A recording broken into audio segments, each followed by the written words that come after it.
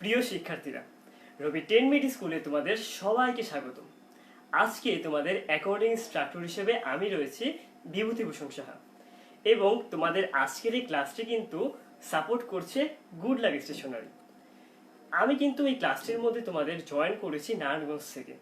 তোমরা কোন জায়গার থেকে এই ক্লাসটিতে অংশগ্রহণ করেছো তোমরা জানিয়ে দেওয়া হচ্ছে তোমাদের এখনই কমেন্ট সেকশনের মধ্যে, এবং এই ভিডিওটি কিন্তু অবশ্যই তোমরা শেয়ার করতে ভুলবে না, কারণ পরবর্তীতে তোমাদের যদি কোনো সমস্যা হয় তোমরা এই ভিডিওটি দেখে হচ্ছে তোমাদের সমস্যাগুলি দূর করতে পারো, এবং তোমাদের সাথে সাথে তোমাদের বন্ধুরা হচ্ছে এই ক্লাসটি দেখতে পারে। এই কারণে তোমরা অবশ্যই এই ভিডিওটি হচ্ছে তোমাদের টাইমলাইনে শেয়ার করে রেখে দাও। তাহলে তোমরা কমেন্টে জানিয়ে দাও কে কোন জায়গা থেকে এই ক্লাসটি অংশগ্রহণ করছো। এর ফাঁকে আমি হচ্ছে ছোট্ট করে আমরা বর্ণনা করে নিচ্ছি আজকের ক্লাসের মধ্যে আমরা মেনলি কি নিয়ে কথা বলবো। আজকে তোমাদের ক্লাসটি রয়েছে মেনলি এসএসসির জন্য, কিন্তু এই ক্লাসটি কিন্তু এইচএসসি এবং অ্যাডমিশনের জন্য সমানভাবে গুরুত্বপূর্ণ। ঠিক আছে, আমরা কি নিয়ে কথা বলছি আজকে? আমরা উৎপাদন ব্যয় বিবরণী নিয়ে কথা বলবো। আমরা এটি সম্পর্কে বিস্তারিত জানবো। আজকে আমরা ক্লাসের মধ্যে বেশ কয়েকটা হচ্ছে কুইজ দিব। কুইজগুলি প্রথম দিকে সহজ থাকবে এবং আস্তে আস্তে কঠিন হওয়া শুরু করবে। তোমরা ট্রাই করবে এই কুইজগুলার খুবই সঠিক হচ্ছে অ্যান্সার দেওয়ার এবং সবার আগে দেওয়ার। কারা হচ্ছে কুইজগুলো সঠিক অ্যান্সার দিচ্ছে, ক্লাসের মধ্যে তোমাদের পার্টিসিপেশন কেমন, তোমরা কে কে শেয়ার করছো, সব কিছুর উপর ডিপেন্ড করে কিন্তু আমি টপ 5 যারা আছে তাদেরকে আমি স্টুডেন্ট অফ দ্য ক্লাস নামে হচ্ছে আখ্যায়িত করব। ঠিক আছে, তাহলে দেরি না করে আমরা আমাদের ক্লাসে শুরু করে দিব, কিন্তু এর আগে দেখে নেওয়া যাক তোমরা কে কে হচ্ছে এই ক্লাসের মধ্যে জয়েন করেছো। Please give me the phone please. Okay, ঠিক আছে, তাহলে তোমরা জানিয়ে দাও কমেন্টের মধ্যে কে কে হচ্ছে এই ক্লাসের মধ্যে জয়েন করেছো। ফাইন, দেখে নিচ্ছি আমি। তো দেখা যাচ্ছে এখানের মধ্যে অনেকেই অলরেডি জয়েন করে ফেলেছো।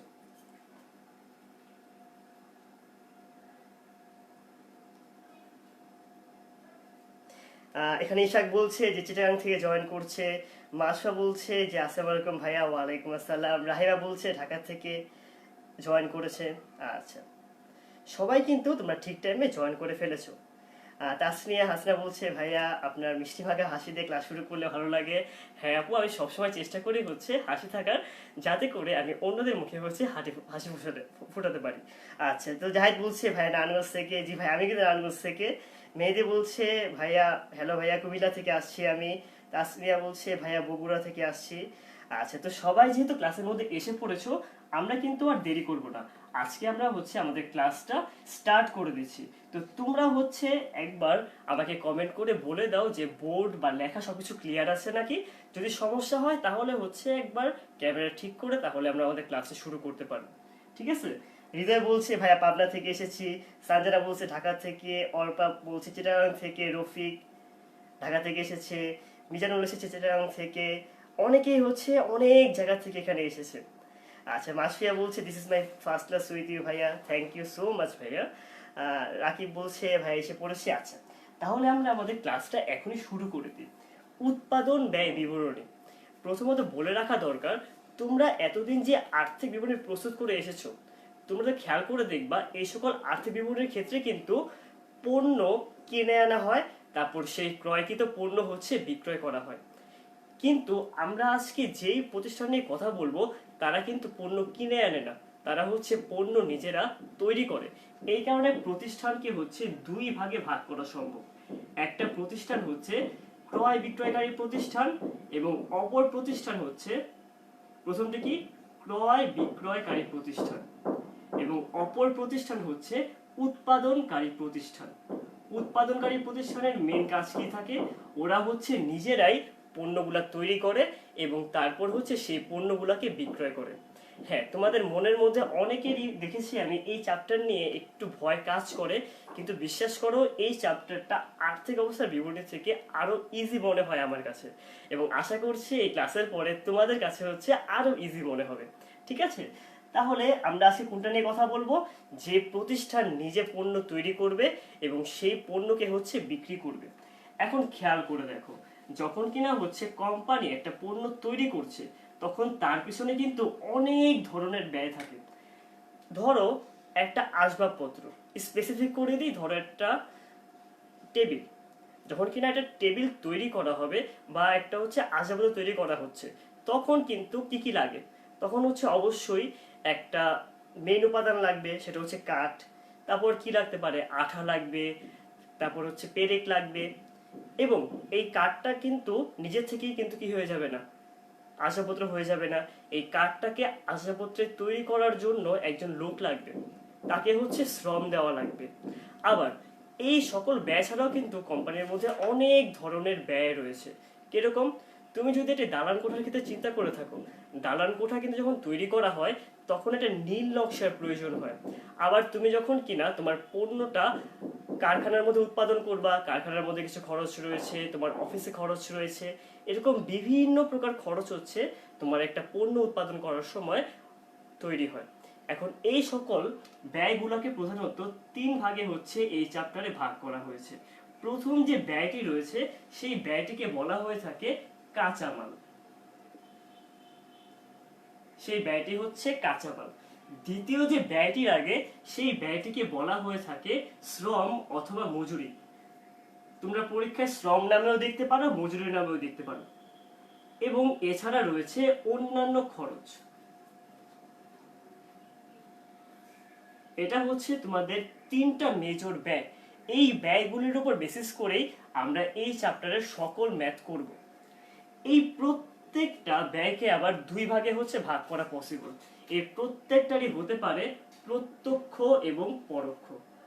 একটি হচ্ছে প্রত্যক্ষ কাঁচামাল এবং অপরটি হচ্ছে পরোক্ষ কাঁচামাল। সেম ভাবে হতে পারে প্রত্যক্ষ মজুরি অথবা পরোক্ষ মজুরি। আবার অন্যান্য ব্যয়ের ক্ষেত্রে হতে পারে প্রত্যক্ষ অথবা পরোক্ষ। আমাকে বলো, তোমাদেরকে যে এতক্ষণ পর্যন্ত যা যা বললাম এর মাঝখানে তোমাদের কি কোনো কিছু বুঝতে কিছু সমস্যা হয়েছে? যদি সমস্যা হয় আমি অবশ্যই রিপিট করব, কিন্তু তোমরা তোমাদের মনের মধ্যে কোনো ধরনের কনফিউশন রাখবা না। বরং যদি কোনো সমস্যা হয় তোমরা সঙ্গে সঙ্গে হচ্ছে কমেন্টের মধ্যে জানিয়ে দিবে। তাহলে এটাই হচ্ছে তোমাদের প্রাথমিক যে তিন ধরনের ব্যয় রয়েছে, সেই ব্যয়গুলো হচ্ছে এটা। আচ্ছা, দেখতে পাচ্ছি অয়ন, রাকিব, আফরিদা বিনতে আলম, মাসফিয়া, রফিক সবাই হচ্ছে এখানের মধ্যে এসে পড়েছে, ক্লাসটি করছে। দোয়া, আনিহা, ইফতেকার, ইফতেকার এসে সন্দীপ থেকে, দোয়া এসেছে ঢাকা থেকে। তোমাদের সবাইকে হচ্ছে থ্যাংক ইউ আমার ক্লাসটিতে জয়েন করার জন্য। তো দেখতে পাচ্ছি অনেকেই কিন্তু অলরেডি এসে পড়েছে। আর কারো মনের মধ্যে যেহেতু অলরেডি কোনো কোয়েশ্চেন নেই, দেখতে পাচ্ছি সবাই এতটুকু বুঝে গিয়েছে। তাহলে আমি তোমাদের একদম প্রথম হচ্ছে যে কুইজটা, সেই কুইজটা হচ্ছে স্টার্ট করব। বাট আমি বলবো তোমরা হচ্ছে যদি কেউ ক্যালকুলেটর নিয়ে না বসো, তোমরা এখনই ক্যালকুলেটর নিয়ে এসে পড়ো। এই কুইজে লাগবে না, কিন্তু সামনের যতগুলো হচ্ছে কুইজ থাকবে এবং ম্যাথ করার সময় কিন্তু আমাদের ক্যালকুলেটর লাগবে। তাই ফাইন্যান্স এবং অ্যাকাউন্টিং এই দুইটা ক্লাস করার সময় অ্যাকাউন্ট মানে ক্যালকুলেটর ছাড়া তোমরা কখনোই কিন্তু ক্লাস ঠিকমতো করতে পারবে না। তাহলে তোমাদের জন্য আজকের ক্লাসের যে প্রথম কুইজটা রয়েছে সেটা হচ্ছে এইটা। আমাকে বলো তো যে চেয়ার তৈরির প্রথম কাঁচামাল কোনটি? এটা হচ্ছে শুধুমাত্র তোমাদের অ্যাটেনশন দেখার জন্য। তোমরা ক্লাসের মধ্যে কি সবাই অ্যাটেন্টিভ আছো নাকি অ্যাটেন্টিভ নেই? আমি তো অলরেডি বলে এসেছি, সিমিলার হচ্ছে একটা আমি উদাহরণ দিয়ে এসেছিলাম। তো তোমরা আমাকে কমেন্ট সেকশনে জানিয়ে দাও চেয়ার তৈরির জন্য প্রধান কাঁচামাল কোনটি। সেটা কি কাঠ হবে নাকি সেটা আঠা হবে? দেরি না করে এখনই তোমরা কমেন্টের মধ্যে হচ্ছে জানিয়ে দাও। তাহলে দেখতে পারবো তোমরা ক্লাসের মধ্যে আসলে সবাই কি অ্যাটেন্টিভ ছিলে নাকি, বা সবাই সঠিক সময়ে তোমরা ক্লাসটির মধ্যে জয়েন করতে পেরেছো নাকি। তাহলে দেখে নেই কারা কারা হচ্ছে এই কোয়েশ্চেনটার সঠিক অ্যান্সার দিচ্ছে। তো দেখতে পাচ্ছি আমি অলরেডি অ্যান্সার শুরু করে দিয়েছে। সানজানা বলছে এ, হৃদয় বলছে এ, সানজিদা বলছে এ, মেহেদি বলছে কাঠ, আরিয়ান বলছে এ, মায়েশা বলছে এ, সানজানা এ, অর্পা, আফিফা, তারপর হচ্ছে চার্লি, সবাই বলছে এ।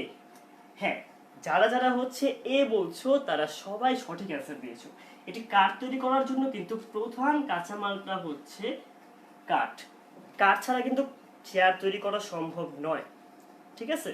এবং আঠা, আঠা ছাড়াও কিন্তু সত্যি কথা বলতে তৈরি করা যায় না। কিন্তু আঠার তুলনাও আমাদের প্রধানটা হচ্ছে কাঠ। কারণ কাঠ দিয়ে আমরা তৈরি করছি চেয়ার, আঠা দিয়ে কোনো চেয়ার তৈরি করা পসিবল না। এটা হচ্ছে একদম প্রধান উপাদান এবং একেই আমরা একটি পণ্যের জন্য প্রত্যক্ষ কাঁচামাল হিসেবে হচ্ছে আখ্যায়িত করে থাকি। যদি তোমরা সঠিক অ্যান্সার দিয়ে থাকো অলরেডি আমি আবার চেক করে নিব, কিন্তু আমি হচ্ছে একটু পড়াশোনার মধ্যে আগে ফিরে যাই। খেয়াল করে দেখো, আমি কিন্তু কাঁচামালকে এখানে দুই ভাগে ভাগ করেছি। একটা হচ্ছে প্রত্যক্ষ কাঁচামাল এবং আরেকটা হচ্ছে পরোক্ষ কাঁচামাল। প্রত্যক্ষ বলতে বোঝায় যেটি ছাড়া কখনো হচ্ছে আমার মেন যে পণ্যটা তৈরি করা সম্ভবই নয়, যেটি আমাদের একদম প্রয়োজনীয়, অতি প্রয়োজনীয় বলতে পারো, এবং যেটি হচ্ছে সহায়ক হিসেবে কাজ করে, তাকে আমরা বলে থাকি পরোক্ষ কাঁচামাল।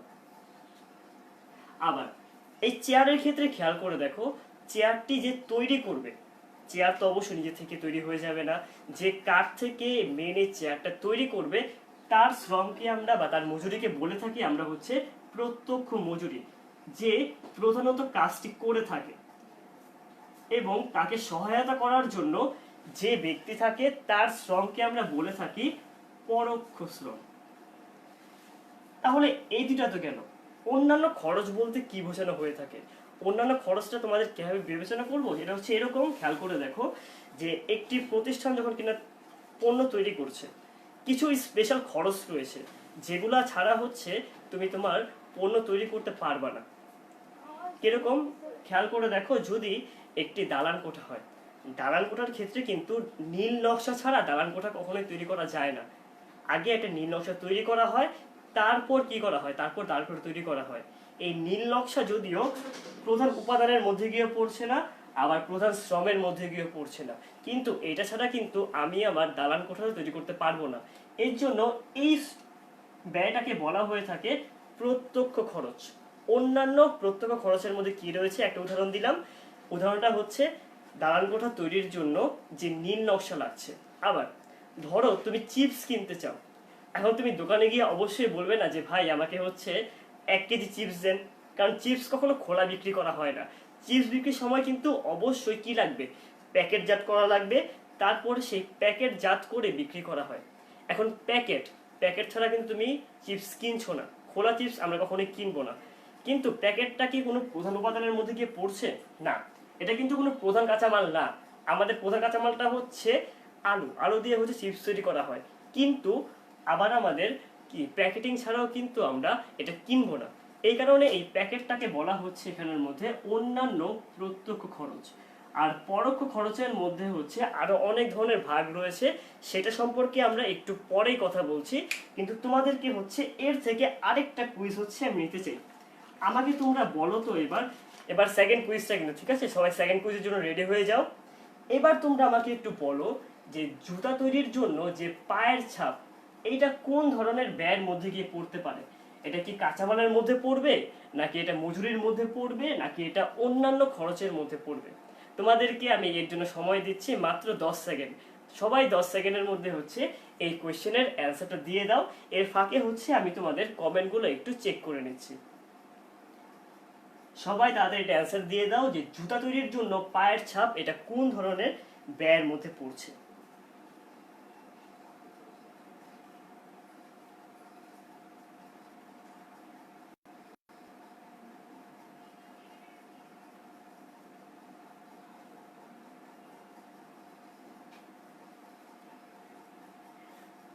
আচ্ছা, তো দেখতে পাচ্ছি সবাই হচ্ছে অ্যান্সার দেওয়া শুরু করে দিয়েছে। আব্দুল্লাহ বলছে সি, হৃদয় বলছে সি, তারপর অর্পা বলছে হচ্ছে নেটওয়ার্কের জন্য সমস্যা, ক্লাসটা করতে পারছি না। আমার এখানে সমস্যা করছে নাকি তোমার এখানে এটা সমস্যা করছে, একটু ক্লিয়ার করলে বললে হচ্ছে মানে সুবিধা হতো একটু। সানজানা বলছে সি, তারপর মাইশা বলছে সি। আচ্ছা, আমি ট্রাই করব একটু বড় করে লেখার, যদি কারো হচ্ছে বুঝতে সমস্যা হয়। আমার এখানের মধ্যে কিন্তু আমি ক্লিয়ারলি দেখতে পাচ্ছি, ঠিক আছে। আচ্ছা, মেহেদি বলছে সি, আরিয়ান বলছে সি, তারপর দোয়া বলছে সি, সুলতানা, মিম, তাসনিয়া সবাই বলছে সি। হ্যাঁ, জুতা তৈরির জন্য পায়ের ছাপটা হচ্ছে একটি অন্যান্য খরচ, কারণ এইটি কোনো কাঁচামালের মধ্যে গিয়ে পড়ছে না এবং এটি কোনো ধরনের মজুরের মধ্যে গিয়ে পড়ছে না। প্রিয়া বলছে ভাইয়া 3, তারপর হৃদয় বলছে ক্লিয়ার আছে। আচ্ছা, সবাইকে ধন্যবাদ যারা বলছো ক্লিয়ার রয়েছে। নাহিদ বলছে সি, তারপর হচ্ছে হাসান বলছে সি। 5। আচ্ছা, প্রত্যক্ষ ও পরোক্ষের মধ্যে পার্থক্য কি? প্রত্যক্ষ বলতে বোঝায় একদম ডাইরেক্ট যে ব্যয়টা রয়েছে, যে ব্যয়টা ছাড়া হচ্ছে আমার পণ্য তৈরি করা সম্ভবই না, সেটা হচ্ছে প্রত্যক্ষ খরচ। এবং তাকে সহায়তা করার জন্য যে খরচগুলি রয়েছে তাকে বলা হয় পরোক্ষ খরচ। ঠিক আছে, যারা যারা সঠিক অ্যান্সার দিয়েছো তাদের সবাইকে হচ্ছে ধন্যবাদ। তারপর আমরা চলে যাব হচ্ছে অন্যান্য পরোক্ষ খরচের মধ্যে। তাহলে তোমাদের কোনো সমস্যা নেই তো এর মাঝখানে? তোমরা এখনই হচ্ছে কমেন্টে জানিয়ে দাও যে তোমাদের কোনো ধরনের সমস্যা থাকে।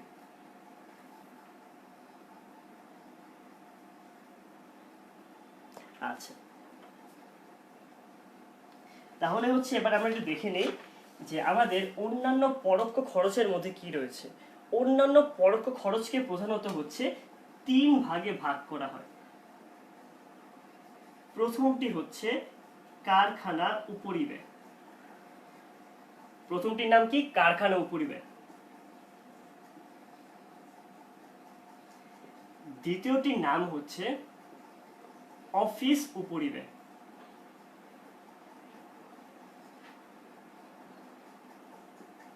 এবং তৃতীয়টির নাম হচ্ছে বিক্রয় উপরিব্যয়।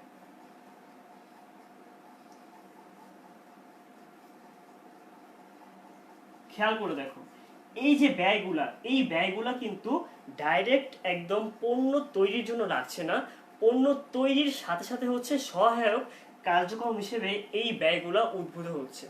কিরকম? আমরা যখন কিনা হচ্ছে পণ্য তৈরি করি, সেটা কোথায় তৈরি করা হয়? সেটা অবশ্যই কারখানায় তৈরি করা হয়। সেই কারখানা সংক্রান্ত যত ব্যয় রয়েছে তাদেরকে বলা হয়ে থাকে কারখানা উপরিব্যয়। এরপর আমরা যখন কিনা পণ্য বিক্রয় করা শুরু করব, যত সকল মানে পরিচালনার কার্যাবলী রয়েছে, পরিচালনা করা হয় কোথায়? সবকিছু পরিচালনা করা হয় অফিসের মধ্যে। তার ব্যয়গুলোকে বলা হয় অফিস উপরিব্যয়। অফিস উপরিব্যয় কেমন হতে পারে? বেতন, ভাড়া, এই জিনিসগুলো কিন্তু অফিস উপরিব্যয়ের মধ্যে গিয়ে পড়ছে। এর সম্পর্কে আমরা আরো বিস্তারিত জানবো ম্যাথ করার সময়। এবং তৃতীয়ত হচ্ছে বিক্রয় উপরিব্যয়।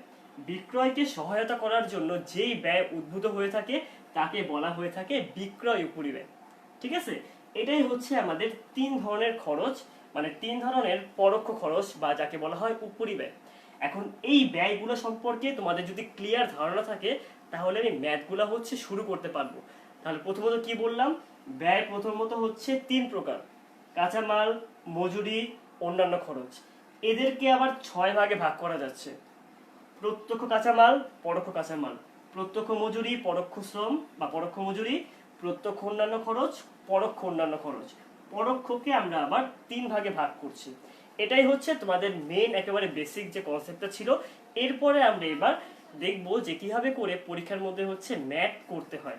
আমরা এবার একটা স্ট্রাকচার দিয়ে দিব, তোমরা সবাই যেটা করতে পারো, তোমরা খাতা কলম নিয়ে এসে পড়ো, আমার সাথে সাথে হয় লিখে নিবা।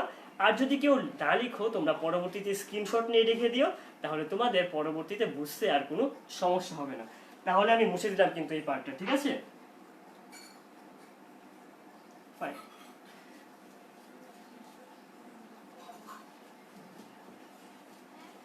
আচ্ছা, আমি হচ্ছে ডান পাশের দিকে তোমাদের জন্য আগের জন্য একটা ম্যাথ তুলে রেখেছি। এই ম্যাথটা আপাতত দেখার দরকার নেই, যখন আমরা ম্যাথ করতে যাব তখন গিয়ে হচ্ছে আমরা এই পার্টটার দিকে মনোযোগ দিব, ঠিক আছে?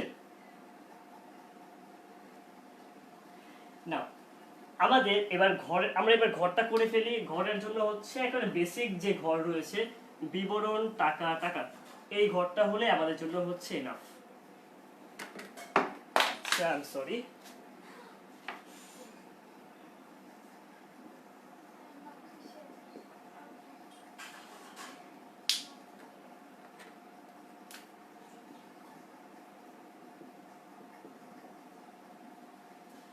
এবার খেয়াল করে দেখো, আমরা প্রথমত যেটা করব, প্রথমত আমরা হচ্ছে 3 ধরনের যে প্রত্যক্ষ খরচ রয়েছে, সেই 3 ধরনের প্রত্যক্ষ খরচ নিয়ে আমরা কাজ করব। প্রথম প্রত্যক্ষ খরচটা ছিল হচ্ছে কি? প্রত্যক্ষ কাঁচামাল। তারপরেরটা ছিল হচ্ছে প্রত্যক্ষ শ্রম, এরপরে ছিল অন্যান্য প্রত্যক্ষ খরচ। এই 3টা প্রত্যক্ষ খরচ নিয়ে আমরা প্রথমত যোগ করে দিব, তাহলে আমাদের বের হবে মুখ্য ব্যয়। কিন্তু আমরা কখনোই ডাইরেক্ট প্রত্যক্ষ কাঁচামাল আমরা বসাতে পারবো না। এর জন্য যেটা করা লাগবে, তোমরা যদি কি করো, তোমরা যদি এখন মনে করো যে আর্থিক বিবরণী করে থাকো, আর্থিক বিবরণের মধ্যে আমরা কি করেছিলাম? বিক্রিত পণ্যের ব্যয় করে এসেছিলাম, তোমাদের মনে আছে?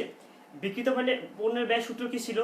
বিক্রিত পণ্যের ব্যয় সূত্র ছিল প্রারম্ভিক মজুত পণ্য যোগ পণ্য ক্রয় মাইনাস সমাপনী মজুত পণ্য। আমরা এই বেসিক কনসেপ্টটাকে কাজে লাগিয়ে আমরা বের করব ব্যবহৃত কাঁচামালের খরচ। প্রথমত আমরা প্রত্যক্ষ কাঁচামাল নিয়ে কাজ করব, তারপরে প্রত্যক্ষ শ্রম নিয়ে কাজ করব, এবং তারপর অন্যান্য প্রত্যক্ষ খরচ নিয়ে কাজ করব। প্রথমে কাজ করব কি নিয়ে? প্রথমে কাজ করব আমরা হচ্ছে কাঁচামাল নিয়ে, এবং কাঁচামালের থেকে বের করতে হয় ব্যবহৃত কাঁচামালের খরচ। এর জন্য যে ফর্মুলাটা রয়েছে এটা হচ্ছে এরকম। প্রথমত তোমরা লিখবা হচ্ছে কাঁচামালের প্রারম্ভিক মজুদ। আচ্ছা, তোমাদেরকে হচ্ছে মজুদ নিয়ে আমি এখনো বলিনি, মজুদ নিয়ে আমি একটু বলে নিই, তারপর হচ্ছে ম্যাথটা স্টার্ট করলে ভালো হয়। মজুদকে হচ্ছে 3 ভাগে ভাগ করা সম্ভব। প্রথমটি হচ্ছে কাঁচামালের মজুদ, এরপর হচ্ছে অর্ধ তৈরি পণ্যের মজুদ, তারপর হচ্ছে সমাপনী বা তৈরি পণ্যের মজুদ। তুমি প্রথমত একটি চেয়ার বানাবা। এই চেয়ারটার জন্য তুমি যে প্রথম কাঠ কিনে আনলা, এটাকে বলা হয় কাঁচামাল। প্রথম দিকে তুমি মজুদ রাখলা কাঁচামালের, সেটাকে বলা হয় কাঁচামালের মজুদ। এরপর তুমি ধরো কাঠ দিয়ে তুমি চেয়ার বানানো শুরু করলা। তুমি কাঠ কেটে রাখছো, বাট চেয়ারটা সম্পন্ন করার আগেই তোমার বছর শেষ হয়ে গেল। তাহলে এই যে অর্ধেক যে তৈরি পণ্য রয়েছে, এটাকে বলা হয় অর্ধ তৈরি পণ্য অথবা চলতি কার্যের মজুদ। এটা হচ্ছে 2 নাম্বার মজুদ। এবং 3 নাম্বার মজুদটা হচ্ছে তৈরি পণ্য অথবা সমাপ্ত পণ্যের মজুদ। অর্থাৎ তুমি যদি টোটাল চেয়ারটা তৈরি করে ফেলো, তাহলে ওই মজুদকে বলা হবে তৈরি পণ্যের মজুদ। আমরা প্রথমে কাজ করব হচ্ছে কাঁচামালের মজুদ নিয়ে, তারপরে কাজ করব আমরা অর্ধ তৈরি পণ্য অথবা চলতি কার্যের মজুদ নিয়ে, তারপরে কাজ করব আমরা সমাপ্ত পণ্যের মজুদ নিয়ে। প্রথমত কাজ করছি কিসের মজুদ নিয়ে? কাঁচামালের মজুদ নিয়ে। তাহলে সূত্র হবে এরকম, কাঁচামালের প্রারম্ভিক মজুদ এই ঘরে বসালাম ধরো, যোগ কাঁচামাল ক্রয়। কাঁচামাল ক্রয়ের সাথে আমরা যেটা করব, যদি ক্রয় সংক্রান্ত কোনো খরচ থাকে সব এখানে বসিয়ে দিব। তোমাদের পরীক্ষার মধ্যে সাধারণত একটাই আসে, সেটা হচ্ছে আন্তঃপরিবহন অথবা ক্রয় পরিবহন। তাহলে আমরা ক্রয় পরিবহনটা হচ্ছে এখানে বসিয়ে দিচ্ছি, অথবা আন্তঃপরিবহন সেম জিনিস কিন্তু। এই 3টা আমরা যোগ করে দিব। এই 3টা যোগ করার পর এর থেকে বাদ দিয়ে দিব আমরা কাঁচামালের সমাপনী মজুদ।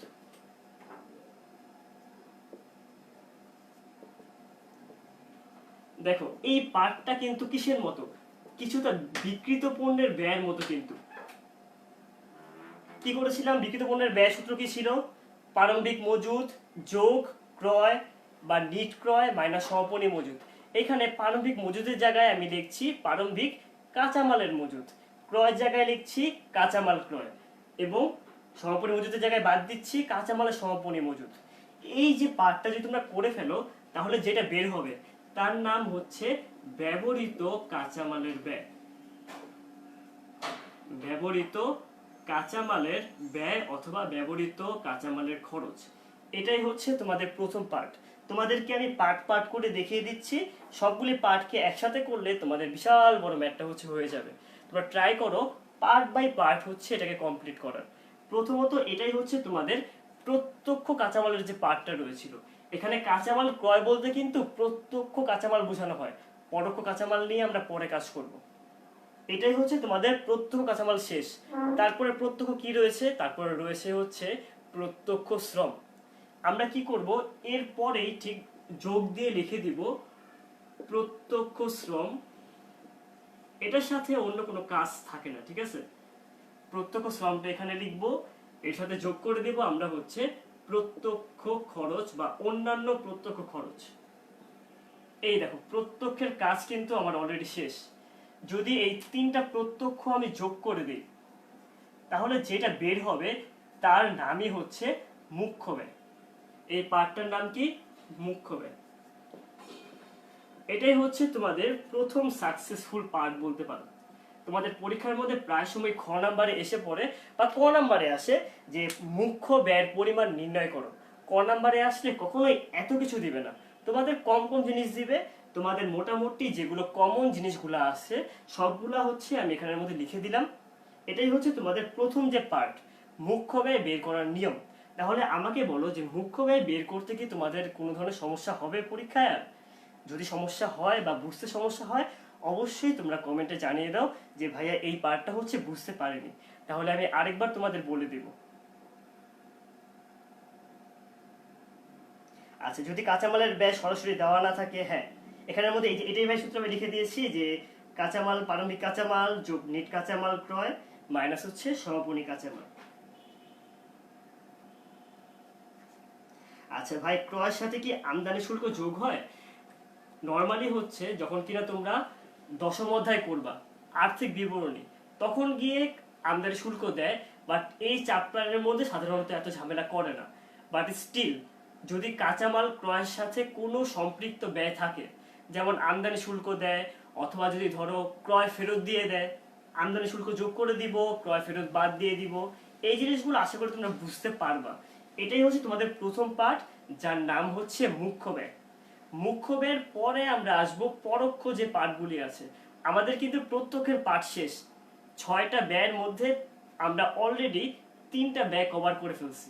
এরপর আমরা যাব হচ্ছে আমাদের পরের যে পার্ট রয়েছে, এই মুখ্য ব্যয়ের সাথে আমরা কি যোগ করব দেখে নেই, কিন্তু এর আগে কিন্তু আমি এই পার্টটা মুছে দেওয়া লাগবে।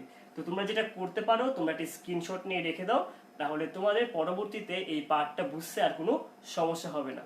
তাহলে মুছে দিলাম কিন্তু আমি, উপর থেকে মুছছি আমি, তাহলে যদি তোমরা লিখতে চাও কেউ, নিচের দিকে লেখাটা শেষ করতে পারবা। আচ্ছা, ঘরটা না মুছলেও হতো অ্যাকচুয়ালি। আচ্ছা, মুছে দিয়েছি যখন, ফাইন, নতুন করে আবার ঘরটা করে নিচ্ছি।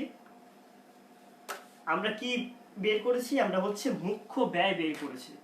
আমরা মুখ্য ব্যয়ের সাথে গিয়ে যেটা যোগ করব তার নাম হচ্ছে কারখানা উপরিব্যয়। আমরা অলরেডি বের করে আসছি মুখ্য ব্যয়। আচ্ছা, যদি কেউ লেখা না বুঝে থাকো, আমি এবার তোমাদের জন্য একটু বড় বড় করে লিখে দিচ্ছি, আশা করছি এবার বুঝতে আর সমস্যা হবে না। মুখ্য ব্যয়ের সাথে আমরা কি যোগ করব? কারখানা উপরিব্যয়।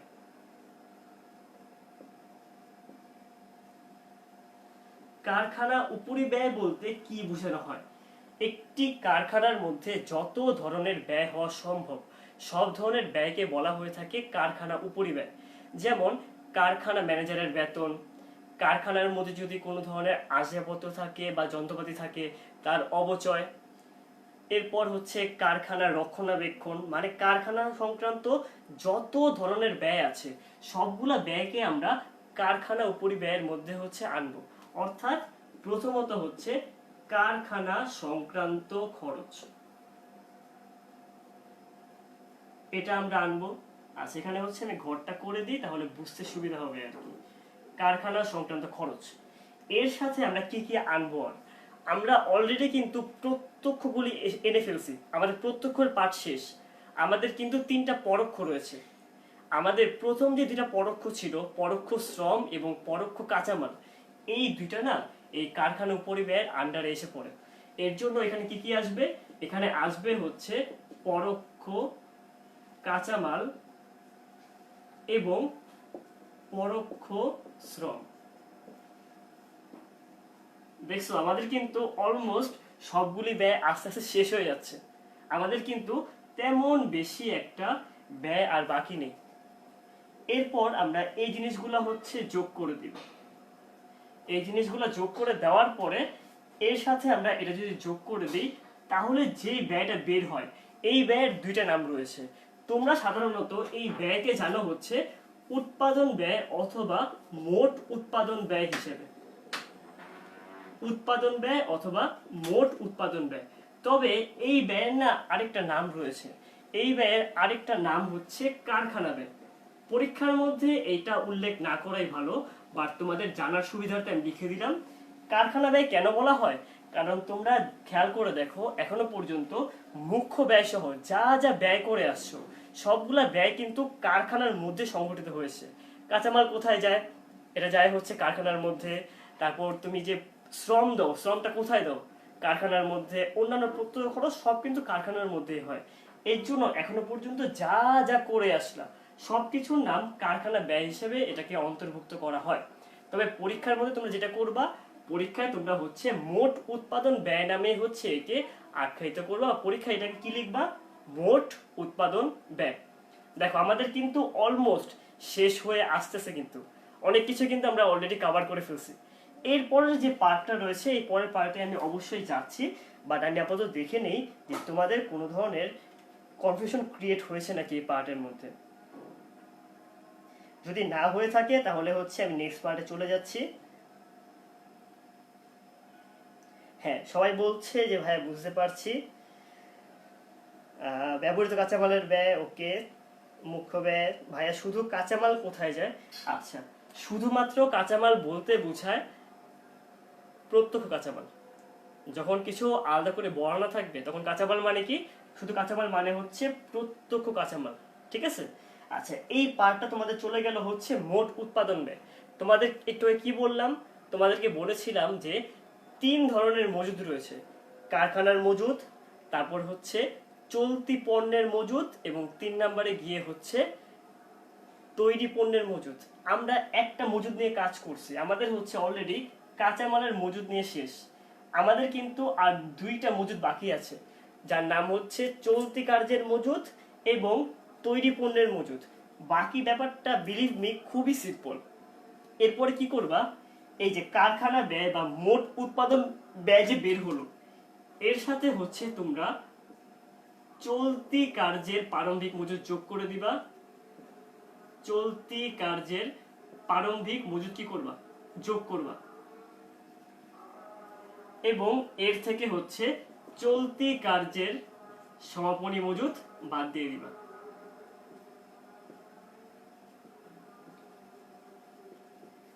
দেখছো কত সিম্পল। আমরা চলতি কার্যের প্রারম্ভিক মজুদ যোগ করেছি এবং চলতি কার্যের সমাপনী মজুদ আমরা হচ্ছে বাদ দিয়ে দিয়েছি। তাহলে যেটা বের হয় এর নাম হচ্ছে উৎপাদিত পণ্যের ব্যয়। এর নাম কি? উৎপাদিত পণ্যের ব্যয়। এতটুক আই হোপ তোমরা সবাই হচ্ছে বুঝতে পেরেছো। এখন আমি হচ্ছে একটু ব্রেক নিতে চাচ্ছি। ব্রেক নেওয়ার উপায় কি? ব্রেক নেওয়ার উপায় হচ্ছে তোমাদেরকে এখন হচ্ছে আমি একটা কোয়েশ্চেন জিজ্ঞেস করবো বা একটা কুইজ নিব, ঠিক আছে? তো তোমাদেরকে এবার আমি যে থার্ড যে কুইজটা ছিল, থার্ড কুইজটা তোমাদেরকে হচ্ছে আমি জিজ্ঞাসা করছি। আচ্ছা, তো আমাকে একটু তোমরা বলো তো, যন্ত্রপাতির অপচয় কোন ধরনের ব্যয়ের মধ্যে গিয়ে পড়ে? সেটা কি পরিচালনা পরিব্যয় নাকি সেটা কারখানা পরিব্যয়? তোমরা এখনই হচ্ছে কমেন্ট সেকশনের মধ্যে এটা আমাকে জানিয়ে দাও। যন্ত্রপাতির অপচয় এটা কোন ধরনের ব্যয়? এটা কি পরিচালনা পরিব্যয় নাকি এটা কারখানা পরিব্যয়? এখনই কমেন্টে জানিয়ে দাও। তোমাদের টাইম হচ্ছে মাত্র 10 সেকেন্ড। ঠিক আছে, দেরি না করে এখনই তোমরা কমেন্টের মধ্যে এটা জানিয়ে দাও।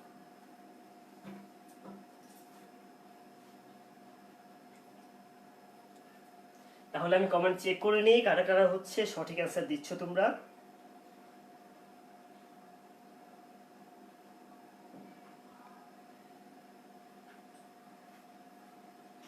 আচ্ছা, তো দেখছি সবাই হচ্ছে সঠিক অ্যান্সার দেওয়া শুরু করেছো। মিম বলছো এ, আফিফা বলছো হচ্ছে এ, হৃদয় বলছে এ, মাইশা বলছে এ, শর্মি বলছে এ, সানজানা বলছে বি। আচ্ছা, আমি আর কয়েকটা অ্যান্সার দেখে নিই, তারপরে হচ্ছে আমি তোমাদের বলবো সেটা হচ্ছে এটা কোন অ্যান্সার হবে। আচ্ছা, অনেকে এখানে এ বলছে, অনেকে এখানের মধ্যে হচ্ছে বি বলছে, বাট দুঃখের সাথে বলতে হচ্ছে যারা তোমরা এ অ্যান্সার দিয়েছো তারা সঠিক অ্যান্সার দাওনি। যন্ত্রপাতির অপচয় এটার অ্যান্সার হবে হচ্ছে বি। কেন? এটাও আমি বুঝিয়ে দিচ্ছি। তোমাদের কি বলেছিলাম, কারখানা উপরিব্যয় মানে কি? কারখানার মধ্যে যত ধরনের ব্যয় হবে তাকে বলা হয়ে থাকে কারখানার উপরিব্যয়। ঠিক আছে, আমাকে বলো তো যন্ত্রপাতি কোথায় থাকে? যন্ত্রপাতি কি অফিসের মধ্যে থাকে নাকি যন্ত্রপাতি কারখানার মধ্যে থাকে? যন্ত্রপাতি কিন্তু কারখানার মধ্যে থাকে। কারখানার মধ্যে থাকা অবস্থায় যত ধরনের ব্যয় হবে সব ধরনের ব্যয়কে বলা হয়ে থাকে কি ব্যয়? কারখানা উপরিব্যয়। এই কারণে যন্ত্রপাতির অপচয় কিন্তু পরিচালনা উপরিব্যয় নয়। এটি কোন উপরিব্যয়? এটি হচ্ছে কারখানা উপরিব্যয়। এই জিনিসটা একটু ক্লিয়ার হয়ে নাও। তাহলে আমি যে অলরেডি তোমাদের 3টা ব্যয় লিখে দিয়েছিলাম, এর নিচে তোমরা নোট করে রাখতে পারো। কারখানা উপরিব্যয়ের মধ্যে কি কি আসবে? কারখানা সংক্রান্ত খরচ, পরোক্ষ কাঁচামাল, পরোক্ষ শ্রম, আরেকটা লিখে রাখতে পারো যার নাম হচ্ছে যন্ত্রপাতির অপচয়। আচ্ছা, তোমাদের কি নীল কালি বুঝতে কোনো সমস্যা হচ্ছে? যদি সমস্যা হয় তাহলে আমি আমার মার্কারটা হচ্ছে চেঞ্জ করে নিব। যদি এনিহাও তোমরা চাও যে নীল কালির পরিবর্তে আমি ব্ল্যাক ইউজ করি, তাহলে তোমরা বলতে পারো, তাহলে হচ্ছে আমি নীলটা চেঞ্জ করে আমি ব্ল্যাকটা ইউজ করব। যদি তোমাদের লেখাটা বুঝতে কোনো সমস্যা হয় তোমরা সেটা জানিয়ে দাও। আচ্ছা, এখানের মধ্যে হচ্ছে আপাতত যারা যারা সঠিক অ্যান্সার দিয়েছো তাদের অবশ্যই হচ্ছে কংগ্রাচুলেশন। আরো কুইজ আছে, সো যদি কেউ ভুল করে থাকো তোমাদের কান্না করার কোনো ব্যাপার নেই, তোমাদের সামনে আরো কিন্তু কুইজ রয়েছে। সবগুলা কুইজই কিন্তু আলটিমেটলি ম্যাটার করছে। সো যারা হচ্ছে এই কুইজটা সঠিক অ্যান্সার দিতে পারো নাই তাদের মানে মন খারাপ করার কিচ্ছু নেই, সামনে আরো কুইজ আসবে, সবগুলা কুইজই হচ্ছে আমরা কাউন্ট করে দেখবো। আচ্ছা, তো মোহাম্মদ জাহিদ হাসান বলছে ভাইয়া চেঞ্জ করে নেন। যদি চেঞ্জ করলে তোমাদের জন্য সুবিধা হয় তাহলে হচ্ছে আমি আমার মার্কারটা চেঞ্জ করে নিচ্ছি, জাস্ট ওয়েট। তোমরা এই পার্টটা হচ্ছে একবার ঠিক মতো দেখে নাও যে তোমাদের কোনো ধরনের কোয়েশ্চেন কি মনের মধ্যে রয়েছে নাকি নেই। ঠিক আছে, তাহলে আমি এখনই হচ্ছে আমার মার্কারটা চেঞ্জ করে আনছি।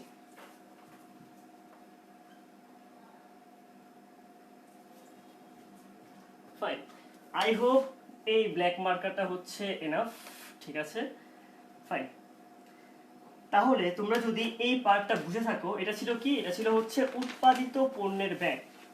আমাদের কিন্তু দুইটা কি মানে মজুদ পণ্য শেষ হয়ে গিয়েছে, কিন্তু আমাদের কাঁচামালের মজুদ শেষ। আমাদের কি মজুদ শেষ? আমাদের হচ্ছে চলতি কার্যের মজুদ শেষ। আমাদের 3 নাম্বার একটা মজুদ বাকি রয়েছে, যে মজুদের নাম হচ্ছে তৈরি পণ্যের মজুদ।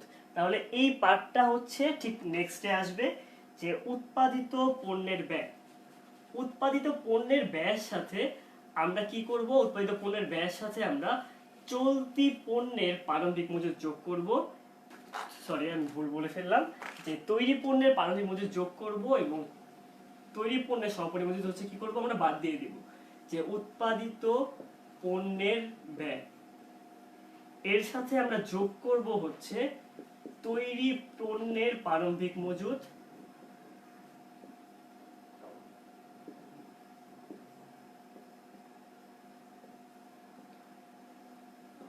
এবং আমরা বাদ দিয়ে দিব তৈরি পণ্যের সমাপনী মজুদ।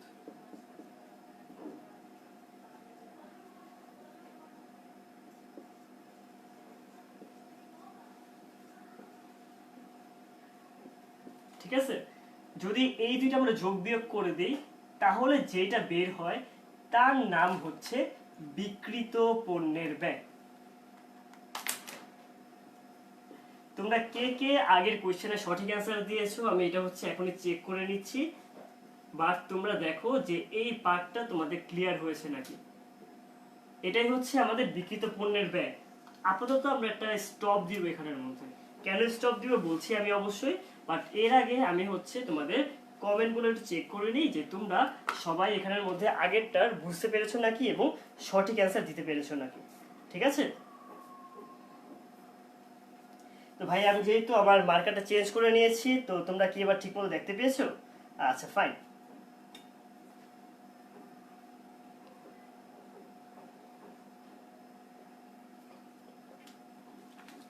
তো এখানের মধ্যে আনিহা জিজ্ঞেস করলো চলতি কার্যের মজুদ মানে কি।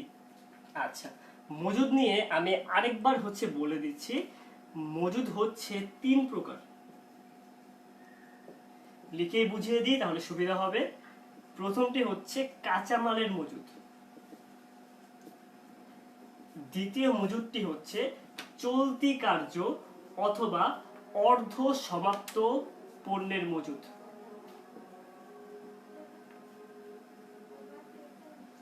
এবং সবার শেষে গিয়ে হচ্ছে তৈরি পণ্যের মজুদ। কাঁচামাল বলতে কি বোঝানো হয় তোমাদেরকে যে বললাম, যে প্রথম দিকে হচ্ছে আমি হচ্ছে তোমাদের চেয়ারের একটা উদাহরণ দিয়েছিলাম। চেয়ারের জন্য তোমরা যে কাঠ কিনে আনলে, প্রথম দিকে যখন কিনা কাঠটা কিনে আনা হয় তার যে মজুদ রয়েছে তাকে বলা হয়ে থাকে কাঁচামালের মজুদ, যেটাকে বলছি আমরা কাঁচামালের মজুদ।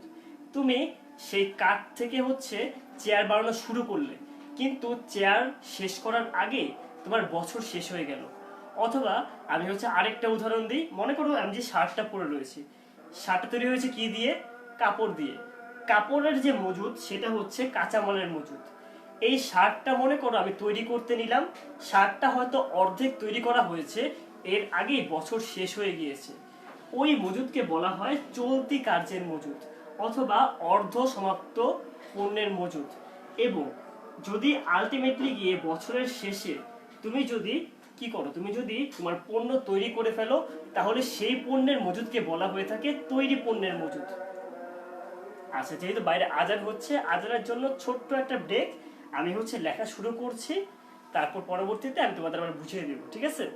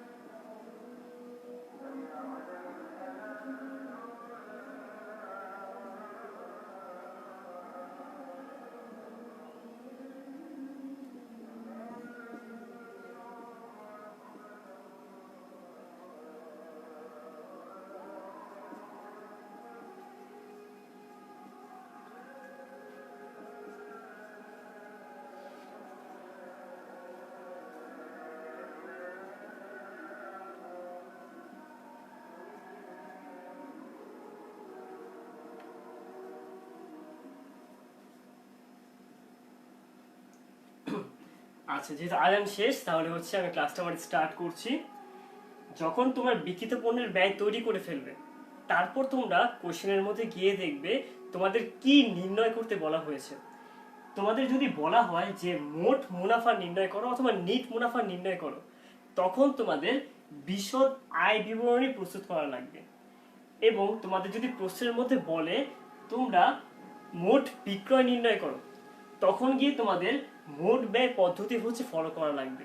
অর্থাৎ আগে মোট ব্যয় বের করবা, মোট ব্যয় বের করার পর তার সাথে মুনাফা যোগ করলেই তোমাদের বের হয়ে যাবে বিক্রয়। আর যদি বের করতে বলে তোমাদের কোশ্চেনের মধ্যে মুনাফা, তখন তোমরা বিশদ আয় বিবরণীর টেকনিকটা ফলো করবা। তাহলে আমরা প্রথমত মোট ব্যয় পদ্ধতি দেখে নেই, এরপরে গিয়ে দেখব বিশদ আয় বিবরণীর মাধ্যমে কিভাবে তোমাদের ম্যাথটা করতে হয়, ঠিক আছে? তাহলে কোশ্চেনে কি দেখবা, তোমাদের কি মুনাফা দেওয়া আছে নাকি বিক্রয় দেওয়া আছে, তার উপর ডিপেন্ড করে সেকেন্ড স্টেপটা। অর্থাৎ বিক্রিত পণ্যের ব্যয় পর্যন্ত দুই নিয়মই সেম, কোনো পার্থক্য নেই, কিন্তু কোশ্চেনের উপর ডিপেন্ড করে আমি আমার বাকি পার্টটা করব। এখন বাকি পার্ট বলতে বেশি কিছু নেই, আমাদের শুধু বাকি রয়েছে দুইটা জিনিস। আমরা অলরেডি সব ব্যয় কভার করে ফেলছি, আমাদের খালি দুইটা ব্যয় বাকি, সেটা পরিচালন ব্যয়ের যে দুইটা পার্ট, মানে অফিস সংক্রান্ত ব্যয় এবং বিক্রয় সংক্রান্ত ব্যয়। এছাড়া কিন্তু আমাদের আর কোনো ব্যয় বাকি নেই। তাহলে প্রথমত দেখে নিই আমরা মোট ব্যয় পদ্ধতিতে আমরা কিভাবে ফলো করব। আমি কিন্তু অলরেডি কি নির্ণয় করে এসেছি, আমি বিক্রিত পণ্যের ব্যয় নির্ণয় করেছি। ধরো বিক্রিত পণ্যের ব্যয় তো সামথিং একটা কিছু বের হলো, এর সাথে আমরা যোগ করে দিব আমাদের বাকি যে দুইটা ব্যয় রয়েছে। প্রথমত অফিস সংক্রান্ত ব্যয়, যার পুরো নাম অফিস ও প্রশাসনিক ব্যয়। আচ্ছা, আমি একটু ভুল লিখেছি বানানটা। এর সাথে যোগ করে দিব আমরা বিক্রয় ও বন্টন পরিব্যয় অথবা বিক্রয় ও বন্টন ব্যয়। যদি আমরা বিক্রিত পণ্যের ব্যয়ের সাথে এই দুইটা ব্যয় যোগ করে দিই, তাহলে আমাদের বের হবে মোট ব্যয়, ঠিক আছে? এবং এর সাথে যদি আমরা আমাদের প্রত্যাশিত মুনাফা যোগ করে দেই, প্রত্যাশিত মুনাফার পরিমাণ তোমাদের পরীক্ষায় উল্লেখ করা থাকবে অথবা বের করা লাগবে। বের করার পদ্ধতি তোমাদেরকে আমি একটু পরেই দেখিয়ে দিব। এই যে মানটা বের হলো তাকেই বলা হয় বিক্রয়। তাহলে কি করব, যদি পরীক্ষায় আমাদের বিক্রয় বের করতে বলে, তাহলে আমরা প্রথমত কি করব, আমরা মোট ব্যয় নির্ণয় করে নিব। মোট ব্যয় নির্ণয় করার সূত্রটা কি, বিক্রিত পণ্যের ব্যয়ের সাথে আমরা অফিস উপরিব্যয় এবং বিক্রয় উপরিব্যয় যোগ করে দিব, তাহলে আমাদের বের হবে মোট ব্যয়। এই মোট ব্যয়ের সাথে যদি আমরা এখন প্রত্যাশিত মুনাফা যোগ করে দিই তাহলেই আমাদের বের হবে হচ্ছে বিক্রয়। তাহলে আশা করছি মোট ব্যয় পদ্ধতি তোমাদের বুঝতে কোনো সমস্যা হয়নি। এটা হচ্ছে মোট ব্যয় দিয়ে দিই, তাহলে তোমাদের একটু বুঝতে সুবিধা হবে আর কি। এটাই হচ্ছে মোট ব্যয় পদ্ধতি যেটা রয়েছে সেটা। আর তোমাদের যদি বের করতে বলে মুনাফা, তখন গিয়ে তোমাদের কিন্তু অবশ্যই কি করা লাগবে, তোমাদের তখন হচ্ছে বিশদ আয় বিবরণী তৈরি করা লাগবে। বিশদ আয় বিবরণী তৈরি করার পদ্ধতি কি, এটা খুবই সিম্পল। প্রথমত তোমরা লিখবা হচ্ছে বিক্রয়। বিক্রয় থেকে বাদ দিবা হচ্ছে বিক্রিত পণ্যের ব্যয়, যেটা তোমরা একটু আগে বের করে এসেছো। তাহলে তোমাদের বের হয়ে যাবে মোট মুনাফা। এর থেকে আমরা কি বাদ দেই, আমরা এর থেকে বাদ দেই হচ্ছে পরিচালন ব্যয়।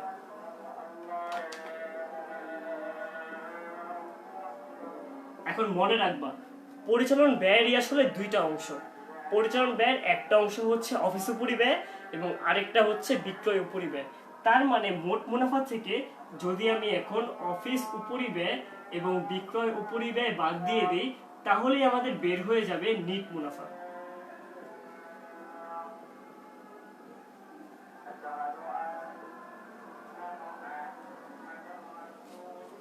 দুইটা হচ্ছে আমরা যোগ করে এ পাশে নিয়ে আসব, তারপর এটা হচ্ছে আমরা আমাদের মোট মুনাফা থেকে বাদ দিয়ে দিব। তাহলে এখানে যেটা বের হচ্ছে তার নামে হচ্ছে নিট মুনাফা। আই হোপ তোমরা ক্লিয়ারলি বুঝতে পারছো যে কখন হচ্ছে কোন পদ্ধতি ফলো করা লাগবে। যদি তোমাদের মোট মুনাফা বের করতে বলে বা নিট মুনাফা বের করতে বলে তোমরা তখন বিশদ আয় বিবরণী ফলো করবা। আর তোমাদেরকে যদি বলে পরীক্ষার মধ্যে যে বিক্রয় নির্ণয় করো তখন তোমরা মোট ব্যয় পদ্ধতি যেটা রয়েছে সেটা হচ্ছে ফলো করবা। তাহলে আমি তোমাদের একটু কমেন্টগুলো দেখে নেই যে তোমাদের কোনো কনফিউশন কি আছে নাকি নেই।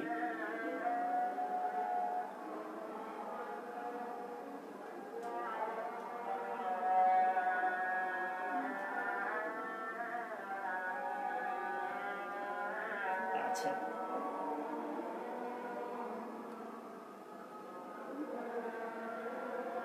আচ্ছা তো এখানের মধ্যে হচ্ছে হৃদয় বলছে যে ভাই এখানের মধ্যে এইচএসসি স্টুডেন্ট আছে অনেক, এইচএসসির যে পার্টটা আছে ওটা একটু আলোচনা করে দেন, তোমাদের চিন্তা করার কিছু নেই।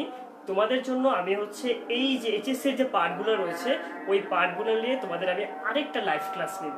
সো যদি এক্সট্রা যে পার্টগুলো রয়েছে যে হাই লেভেলের পার্টগুলো, ওই পার্টগুলো তোমাদের আজকে আমি চাচ্ছি না আলোচনা করতে, কারণ এসএসসি স্টুডেন্ট এখানে অনেক রয়েছে, কিন্তু ওই পার্টটার জন্য তোমাদের অবশ্যই আরেকটা লাইভ ক্লাস আসবে।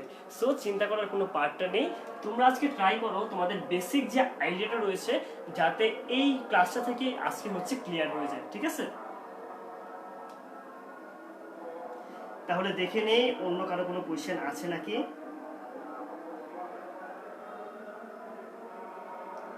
আচ্ছা, যেহেতু কারো হচ্ছে তেমন বেশি কোনো কোয়েশ্চেন নেই তাহলে তোমাদেরকে হচ্ছে আমি একটা কোয়েশ্চেন করি এখানের মধ্যে। আমাদের একটা কুইজ আমরা নিয়ে নিতে পারি, আমাদের অনেকক্ষণ হচ্ছে কোনো কুইজ নেওয়া হচ্ছে না। তাহলে তোমরা কুইজের জন্য রেডি তো? এটা হচ্ছে তোমাদের নেক্সট কুইজ। আমাকে বলো অনাদায়ী পাওনা কোন ধরনের উপরিব্যয়?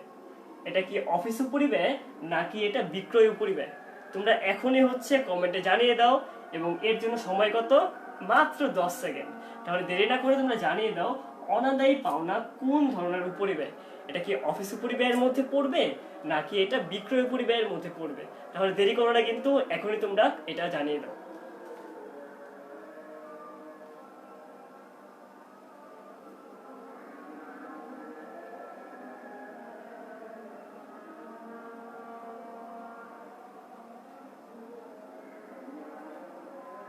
আচ্ছা, তো এখানের মধ্যে কোশ্চেন আসছে যে ভাইয়া বিক্রয়ের উপর কিভাবে হচ্ছে মুনাফা নির্ণয় করতে হয়, সেই পার্টটায় আমি অবশ্যই আসবো। এই পার্টটা মাথায় আছে আমার। এই পার্টগুলি বোঝানোর পর আমি ম্যাথ করানোর সময় তোমাদের দেখিয়ে দিব বিক্রয়ের উপর হচ্ছে কিভাবে মুনাফা তৈরি করতে হয়। আচ্ছা, তো এখানে অ্যান্সার এসে পড়েছে দেখতে পাচ্ছি। হৃদয় বলছে বি, মাইশা বলছে বি, আফিফা বলছে বি, রেহান বলছে বি, সানজানা বলছে বি, সুলতানা বলছে বি। যারা যারা বি অ্যান্সার দিচ্ছ আমি একটু পরে অ্যান্সারটা জানিয়ে দিচ্ছি। তো আমি হচ্ছে আরো কয়েকটা দেখে নিই সবাই কি অ্যান্সার দিচ্ছে ওইটা দেখার পরে আমি হচ্ছে তোমাদের জানিয়ে দিব। আবু আব্দুল্লাহ বলছে বি, শমী বলছে বি, মিম, কাজী সিয়াক সবাই বলছে বি। আচ্ছা, তো যারা যারা বি অ্যান্সার দিচ্ছ তারা সবাই সঠিক অ্যান্সার দিচ্ছ। নাহিদও বলছে এখানের মধ্যে বি, সাজ্জাদ বলছে এখানের মধ্যে এ। আচ্ছা, ও একটু ভিন্ন অ্যান্সার দিয়েছে, দোয়া বি, তারপর জায়দ বি, আরিয়ান বি। যারা যারা বি অ্যান্সার দিয়েছো তারা সঠিক অ্যান্সার দিয়েছো। আচ্ছা, তাহলে বুঝিয়ে দিয়ে এবার তোমাদের অফিস উপরিব্যয় বলতে কি বোঝায় আর বিক্রয় পরিব্যয় বলতে কি বোঝায়। অফিস উপরিব্যয় মানে হচ্ছে অফিসের মধ্যে যে সকল ব্যয়গুলো হবে তাকে বলা হয় অফিস উপরিব্যয়। যেমন ভাড়া, অফিসের ভাড়াটাই মেনলি কিন্তু ভাড়া হিসেবে হচ্ছে গণ্য হয়ে থাকে। তোমাদের যদি পরীক্ষায় উল্লেখ করে দেয় কারখানার ভাড়া, কারখানার ভাড়া মানে হচ্ছে সেটা কোন ভাড়া, কারখানার ভাড়া মানে হচ্ছে এটা কারখানা উপরিব্যয়। কিন্তু শুধু ভাড়া অথবা অফিস ভাড়া বলতে বোঝায় এটা অফিস উপরিব্যয়। ঠিক আছে, তারপর তোমাদের যদি বলে দেয় অফিস আসবাবপত্রের বা শুধুমাত্র আসবাবপত্রের অবচয়, খেয়াল করে দেখো তোমাদের বলে এসেছিলাম যন্ত্রপাতির অবচয় হচ্ছে কারখানা উপরিব্যয়, কিন্তু আসবাবপত্রের অবচয় কিন্তু এটা অবশ্যই অফিস উপরিব্যয়ের মধ্যে যাবে। কেন? যন্ত্রপাতি থাকে কোথায়? যন্ত্রপাতি থাকে হচ্ছে কারখানার মধ্যে, কিন্তু আসবাবপত্র সাধারণত থাকে হচ্ছে অফিসের মধ্যে। এর জন্য কারখানার উপর মধ্যে যে যন্ত্রপাতি রয়েছে তার অবচয় কারখানা উপরিব্যয়, এবং অফিসের মধ্যে যে আসবাবপত্র রয়েছে তার উপরিব্যয়টা হচ্ছে অফিস উপরিব্যয়। কিন্তু বিক্রয় সংক্রান্ত ব্যয় বলতে কি বোঝায়? বিক্রয়ের উদ্দেশ্যে বা বিক্রয়ের সাথে যে ব্যয়গুলো সম্পৃক্ত। যেমন বিজ্ঞাপন, বিজ্ঞাপন কেন করা হয়? বিক্রয় বৃদ্ধির উদ্দেশ্যে। তারপর হচ্ছে বিক্রয় কর্মীর বেতন, বিক্রয় উপরিব্যয়, এই জিনিসগুলো হচ্ছে বিক্রয় উপরিব্যয়। খেয়াল করে দেখো অনাদায়ী পাওনা এটা কখন হয়? যখন আমরা বিক্রয় করি এবং বিক্রয়ের ফলে যদি কখনো দেনা আদায় করা পসিবল না হয়, সেই ব্যয়টাই কিন্তু এক ধরনের অনাদায়ী পাওনা হয়ে থাকে। এই কারণে অনাদায়ী পাওনা যেহেতু বিক্রয়ের ফলে উদ্ভূত হয়, এই জন্য অনাদায়ী পাওনাকে বিক্রয় উপরিব্যয় বলা হয়ে থাকে। সো আই হোপ তোমাদের অফিস আর বিক্রয় উপরিব্যয় নিয়ে হচ্ছে কনফিউশন ক্লিয়ার হয়ে গিয়েছে। আমি কমেন্টে একজন বললো দেখলাম যে মানে একবার ক্লিয়ার করে দিতে কখন কোন পদ্ধতি হয়। পরীক্ষায় দেখবা যে তোমাদের কি বের করতে বলা হয়েছে। যদি পরীক্ষায় বের করতে বলা হয় তোমাদের নিট মুনাফা অথবা শুধু মুনাফা, তখন তোমরা বিশদ আয় বিবরণী করবা। এটা লিখে রাখতে পারো। কি বললাম? যখন তোমাদের মুনাফা বের করতে বলবে তখন তোমরা বিশদ আয় বিবরণী করবা, এবং তোমাদের যখন বলবে পরীক্ষার মধ্যে বিক্রয় বের করতে তখন তোমরা মোট ব্যয় বের করবা, এবং এর সাথে হচ্ছে তোমরা কি করবা? এর সাথে তোমরা মুনাফা হচ্ছে যোগ করে দিবা, তাহলে বের হবে তোমাদের বিক্রয়। তাহলে দেরি না করে আজকে আমাদের যে ম্যাথটা আমি দিয়ে রেখেছি এই ম্যাথটা হচ্ছে করানো শুরু করি। এই ম্যাথটা শেষ করতে পারলে আজকে আমাদের ক্লাসটা হচ্ছে শেষ হয়ে যাবে।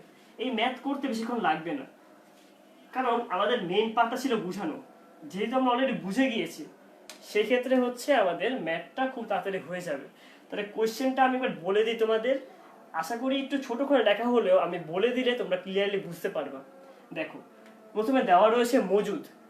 3 ধরনের মজুদ এখানে উল্লেখ করা আছে: কাঁচামালের মজুদ, চলতি কার্যের মজুদ আর তৈরি পণ্যের মজুদ। প্রথমগুলো হচ্ছে প্রারম্ভিক মজুদ এবং শেষেরগুলো হচ্ছে সমাপনী মজুদ। তোমরা কি ক্লিয়ারলি দেখতে পাচ্ছ এই পার্টটা? যদি দেখতে পারতো ফাইন, না দেখতে পারলে কমেন্টে জানিয়ে দাও, আমি একটু সুন্দর মতো হচ্ছে বলে দিব। ঠিক আছে? আর খরচা বলে কি কি রয়েছে? কাঁচামাল ক্রয় রয়েছে হচ্ছে 35,000 টাকা, তারপর ক্রয় পরিবহন রয়েছে এখানের মধ্যে 5,000, বিক্রয় পরিবহন রয়েছে, প্রত্যক্ষ শ্রম রয়েছে। আমরা কাজ করি, আমরা হচ্ছে বলতে বলতে যাই যে কোনটা কোন পার্টে যাবে। কাঁচামাল ক্রয় এটা কোথায় যাবে? এটা যাবে হচ্ছে ব্যবহৃত কাঁচামালের খরচের মধ্যে। ক্রয় পরিবহন এটা হচ্ছে কি? এটা হচ্ছে কাঁচামালের ক্রয় পরিবহন, কাঁচামালের সাথে এটা যোগ হবে। বিক্রয় পরিবহন এটি একটি বিক্রয় উপরিব্যয়। প্রত্যক্ষ শ্রম এটা মুখ্য ব্যয়ের সময় দিয়ে যোগ হবে। পরোক্ষ কাঁচামাল এটা কোথায় আসবে? পরোক্ষ কাঁচামাল আসবে হচ্ছে কারখানা উপরিব্যয়ের মধ্যে। যত ধরনের পরোক্ষ রয়েছে, পরোক্ষ কাঁচামাল কিংবা পরোক্ষ শ্রম সব কিন্তু চলে যাবে কোথায়? কারখানা উপরিব্যয়ের মধ্যে। যন্ত্রপাতির অবচয় এটা একটু আমি তোমাদের কোশ্চেন জিজ্ঞেস করেছিলাম, যন্ত্রপাতির অবচয় চলে যাবে কারখানা উপরিব্যয়ের মধ্যে। বেতন অফিস উপরিব্যয়, ভাড়া অফিস উপরিব্যয়, বিজ্ঞাপনটা কিন্তু এক ধরনের বিক্রয় উপরিব্যয়। এবং শেষে গিয়ে বলা রয়েছে মুনাফার পরিমাণ মোট ব্যয়ের 20%। খেয়াল করে দেখো, মুনাফা দেওয়া রয়েছে, কোথাও কিন্তু বিক্রয় উল্লেখ করা নেই। তার মানে আমরা বিক্রয় যেহেতু বের করা লাগবে, আমরা কিন্তু বিশদ আয় বিবরণী করব না। আমরা কোন পদ্ধতি ফলো করব? আমরা মোট ব্যয় বের করব এবং তারপরে হচ্ছে আমরা মুনাফা অ্যাড করে দিলেই আমাদের মোট বিক্রয় হচ্ছে বের হয়ে যাবে। তাহলে বলো তোমরা এই পার্টগুলি বুঝতে পারছো নাকি যে কোনটা কোন পার্টের মধ্যে যাচ্ছে? যদি বুঝতে পারো তাহলে আমরা আমাদের ম্যাথটা করা হচ্ছে শুরু করে দেবে এখনই। আর আমার কথা কি ক্লিয়ারলি শোনা যাচ্ছে? আই হোপ আমার কথা তোমরা ক্লিয়ারলি বুঝতে পারছো। আচ্ছা ফাইন। তো আচ্ছা, এখানের মধ্যে মাহবুব রূপান্তর ব্যয় নিয়ে জিজ্ঞেস করলো। হ্যাঁ, রূপান্তর ব্যয় নিয়ে আমি একটু পরে কথা বলবো, সমস্যা নেই। ভাড়া নিয়ে যদি আরেকবার বললেন। আচ্ছা, ভাড়াটা হচ্ছে, ভাড়া বলতে সাধারণত বোঝানো হয় এটা হচ্ছে অফিসের মধ্যে যে ভাড়া, অফিসের মধ্যে যত ব্যয় সেটা হচ্ছে কারখানা, সেটা কি ব্যয়? কারখানা উপরি ব্যয় নয়, কিন্তু সেটা হচ্ছে অফিস উপরি ব্যয়। এর জন্য ভাড়াটা চলে যাবে হচ্ছে অফিস ও প্রশাসনিক কার্যক্রমের মধ্যে। ছাপা মণিহারি কোন ব্যয়? ছাপা মণিহারি এটা কিন্তু সাধারণত অফিসের মধ্যে হয়ে থাকে, এর জন্য ছাপা মণিহারি হচ্ছে অফিস সংক্রান্ত ব্যয়। দরপত্র ব্যয় আর বিক্রয় কি এক নাকি? না ভাইয়া, দরপত্র মানে হচ্ছে দরপত্র, বিক্রয় তো একটা আয়। দরপত্র হচ্ছে বিক্রয়, কিন্তু দরপত্রের যে ব্যয় রয়েছে তার মানে হচ্ছে বিক্রয়ের ব্যয়। দরপত্র মানে হচ্ছে বিক্রয় অথবা একক প্রতি বিক্রয়, আর দরপত্রের ব্যয় মানে কি? বিক্রয় ব্যয়। অর্থাৎ দরপত্রের ব্যয় মানে হচ্ছে বিক্রয় উপরি ব্যয়। ঠিক আছে? তাহলে যদি আরো কোনো কোশ্চেন থাকে জিজ্ঞেস করে ফেলো, আমি সবগুলির অ্যান্সার দেওয়ার ট্রাই করছি। আচ্ছা, যদি ডায়েরি, ক্যালেন্ডার, বই এগুলোর কাঁচামাল হলো কাগজ। অন্যান্য পথ্য খরচ হবে হচ্ছে কালিক্রয়, চাপার কালিক্রয়, চাপা খরচ। হ্যাঁ ফাইন মাহবুব, তোমাকে হচ্ছে ধন্যবাদ এই জিনিসটাকে হচ্ছে সবাইকে ক্লিয়ার করে দেওয়ার জন্য। ইয়া, সবাই হচ্ছে বলছে দেখতে পাচ্ছে। দেন দেখতে পাচ্ছি আর কোনো এখানের মধ্যে হচ্ছে কোয়েশ্চেন নেই। যদি স্টিল তোমাদের কোয়েশ্চেন থাকে তোমরা জিজ্ঞেস করে নাও, তাহলে হচ্ছে আমি আমার ম্যাথটা স্টার্ট করে দেব। হ্যাঁ, দেখতে পাচ্ছি সবাই বুঝে গিয়েছে, তাহলে আর দেরি না করে আমি আমার ম্যাথটি স্টার্ট করে দিই। তাহলে ম্যাথের মধ্যে প্রথমত আমরা পার্ট বাই পার্ট যাই। তো প্রথমত আমরা কি বের করবো আমাকে বলো। ম্যাথটা করার আগে আমরা প্রথমে বের করব হচ্ছে ব্যবহৃত কাঁচামালের খরচ। স্টেপগুলি দেখিয়ে দিই আমি, ঠিক আছে? ব্যবহৃত কাঁচামালের ব্যয়। 2 নম্বরে আমরা বের করব হচ্ছে মুখ্য ব্যয়। 3 নম্বরে আমরা বের করব হচ্ছে কোন ব্যয়? 3 নম্বরে গিয়ে আমরা বের করব হচ্ছে উৎপাদন ব্যয় অথবা মোট উৎপাদন ব্যয়। 4 নম্বরে গিয়ে আমরা বের করব উৎপাদিত পণ্যের ব্যয়।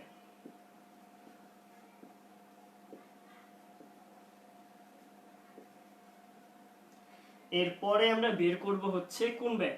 এরপরে বের করব আমরা বিক্রিত পণ্যের ব্যয়।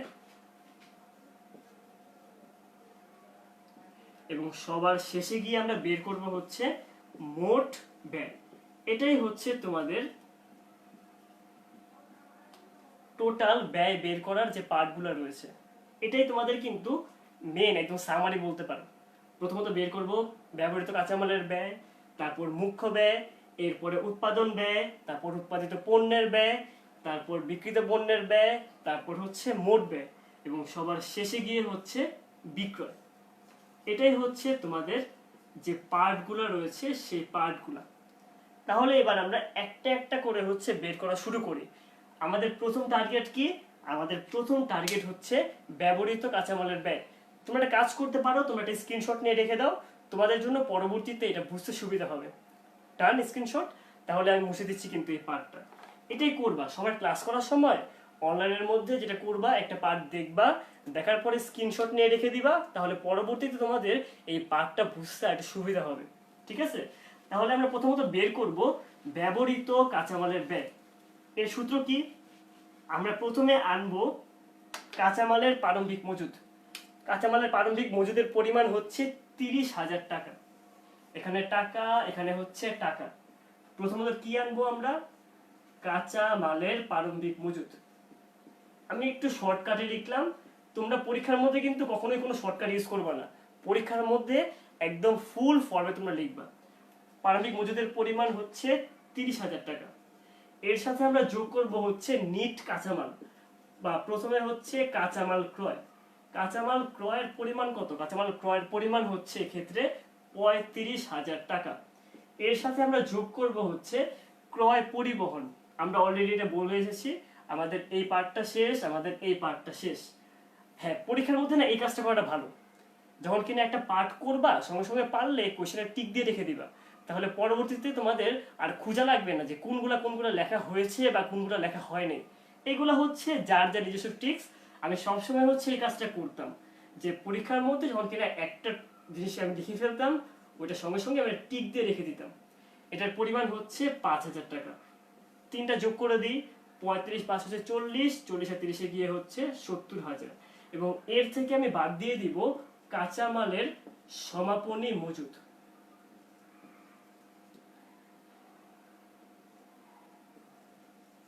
যার পরিমাণ কত? সমাপনী মজুদ পরিমাণ হচ্ছে 20,000 টাকা। তাহলে 70,000 থেকে 20,000 টাকা বাদ দিলে আমাদের প্রথম পার্ট শেষ। কি ছিল প্রথম পার্ট? প্রথম পার্টের নাম ছিল হচ্ছে ব্যবহৃত কাঁচামালের খরচ। আমি এখানে বোঝানোর জন্য 1 2 দিয়ে লিখে যাব, তোমরা পরীক্ষায় কিন্তু কখনো 1 2 দিবা না। জাস্ট ফর ক্লারিফিকেশন আমি বলে দিলাম যে পরীক্ষার মধ্যে কখনোই 1 2 দিবা না। ব্যবহৃত কাঁচামালের খরচ বা ব্যবহৃত কাঁচামালের ব্যয়ের পরিমাণ কত? 50,000 টাকা। ফাইন। এর সাথে যোগ করা লাগে কি? এর সাথে যোগ করা লাগে আমাদের হচ্ছে প্রত্যক্ষ যে খরচগুলো রয়েছে, প্রত্যক্ষ শ্রম এবং প্রত্যক্ষ মজুরি, বা সরি প্রত্যক্ষ যেটা এক জিনিস, অন্যান্য প্রত্যক্ষ খরচ। এখানে কিন্তু প্রত্যক্ষ শ্রম দেওয়া রয়েছে, কিন্তু অন্যান্য প্রত্যক্ষ খরচ দেওয়া নেই। নেই মানে নেই, আমরা পরীক্ষার মধ্যে যেহেতু না থাকলে দিব না, যদি থাকতো আমরা এখানে দিতাম। এর সাথে গিয়ে আমরা যোগ করে দিব হচ্ছে কি? প্রত্যক্ষ শ্রম, যার পরিমাণ কত? যার টাকার পরিমাণ হচ্ছে 20,000 টাকা। হ্যাঁ, প্রত্যক্ষ শ্রম যদি 20,000 টাকা হয়, এই ক্ষেত্রে বসিয়ে দিলে আমাদের মুখ্য ব্যয়ের পরিমাণ হচ্ছে 70,000। দেখো, আমাদের কিন্তু দুইটা পার্ট শেষ। আমাদের মোট 60টা পার্ট, আমাদের দুইটা পার্ট অলরেডি হয়ে গেছে। তাহলে আমরা আমাদের নেক্সট পার্টটা কি দিব? মুখ্য ব্যয়ের সাথে যোগ করা লাগে কারখানা উপরিব্যয়। তাহলেই আমাদের বের হবে কিসের পরিমাণ? উৎপাদন ব্যয়ের পরিমাণটা হচ্ছে আমাদের বের হবে। তাহলে আমি এই পার্টটা মুছে দিব কিন্তু এবার, ঠিক আছে? যদি কারো লেখা বাকি থাকে তাহলে লিখে নিতে পারো বা স্ক্রিনশট নিয়ে রাখতে পারো। ফাইন।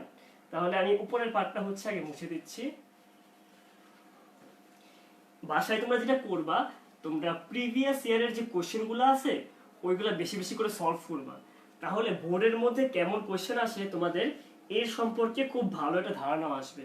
এটাই হচ্ছে তোমাদের প্রতিদিনের কাজ। যে কোনো সাবজেক্ট করার সময় তোমরা যখন কিনা সাবজেক্টটা করবা, ট্রাই করবা বোর্ডের মধ্যে প্রিভিয়াস ইয়ারের মধ্যে যে কোশ্চেনগুলো আসছে ওইগুলোকে হচ্ছে সলভ করে ফেলার।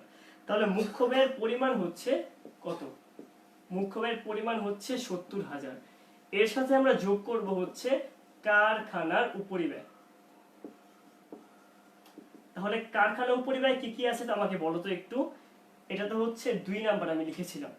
কারখানা উপরিব্যয়ের পরিমাণ এখানে দুটো জিনিস রয়েছে, একটা হচ্ছে পরোক্ষ কাঁচামাল এবং আরেকটা হচ্ছে যন্ত্রপাতির অবচয়। পরোক্ষ কাঁচামালের পরিমাণ হচ্ছে 2,000।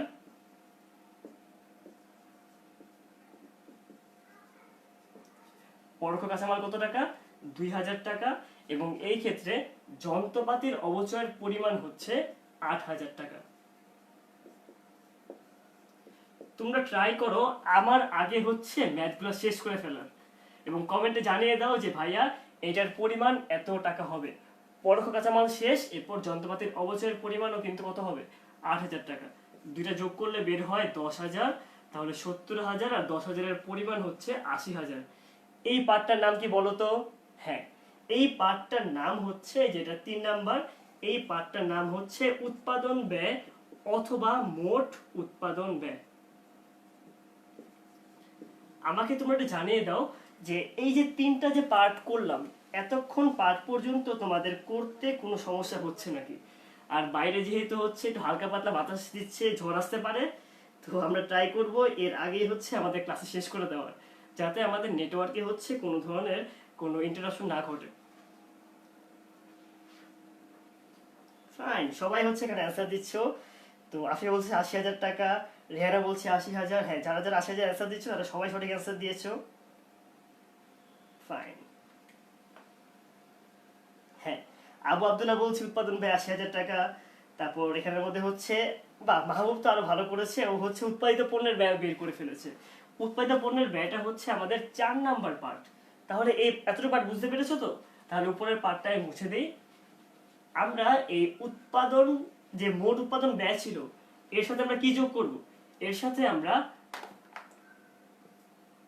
চলতি কার্যের প্রারম্ভিক মজুদ যোগ করব, আর চলতি কার্যের সমাপনী মজুদ আমরা হচ্ছে বাদ দিয়ে দিব। চলতি কার্যের আরেক নাম কি বলো তো তোমরা? তোমাদের কিন্তু অলরেডি আমি জানিয়ে এসেছি, আমাকে এখনই তোমরা কমেন্টে জানিয়ে দাও যে চলতি কার্য এটার আর কি কি নাম রয়েছে, তোমরা কি জানো? আমি একটা নাম বলেছি, হ্যাঁ ওইটাও জানাও। যদি তোমাদের আরো কোনো নাম জানা থাকে তাহলে ওইটাও তোমরা জানিয়ে দাও যে ভাইয়া চলতি কার্যের আরো যে নামগুলো রয়েছে আমরা সেগুলো জানি। এটার পরিমাণ হচ্ছে 10,000 টাকা যোগ হবে, তাহলে 80 আর 10 যোগ করলে বের হয় হচ্ছে কত টাকা? 90,000 টাকা। এবং এর থেকে যদি আমরা চলতি কার্যের সমাপনী মজুদ বাদ দিয়ে দিই,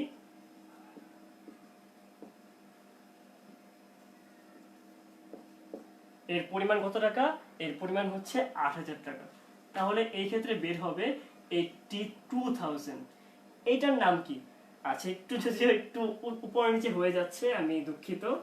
আশা করি তোমরা বুঝে নিবা, ঠিক আছে? আমার হাতের লেখা একটু খারাপ, তোমরা ট্রাই করো পরীক্ষার মধ্যে একটু সুন্দর হাতের লেখা হচ্ছে করা, যাতে আমার মতো না হয়, ঠিক আছে? আচ্ছা, তাহলে এই পার্টটারই নাম হচ্ছে উৎপাদিত পণ্যের ব্যয়। এটা আমাদের 4 নাম্বার যে পার্টটা ছিল, উৎপাদিত পণ্যের ব্যয়। তোমরা কি অ্যান্সার দিয়েছো যে চলতি কার্যের আর কি কি নাম রয়েছে আলাদা করে?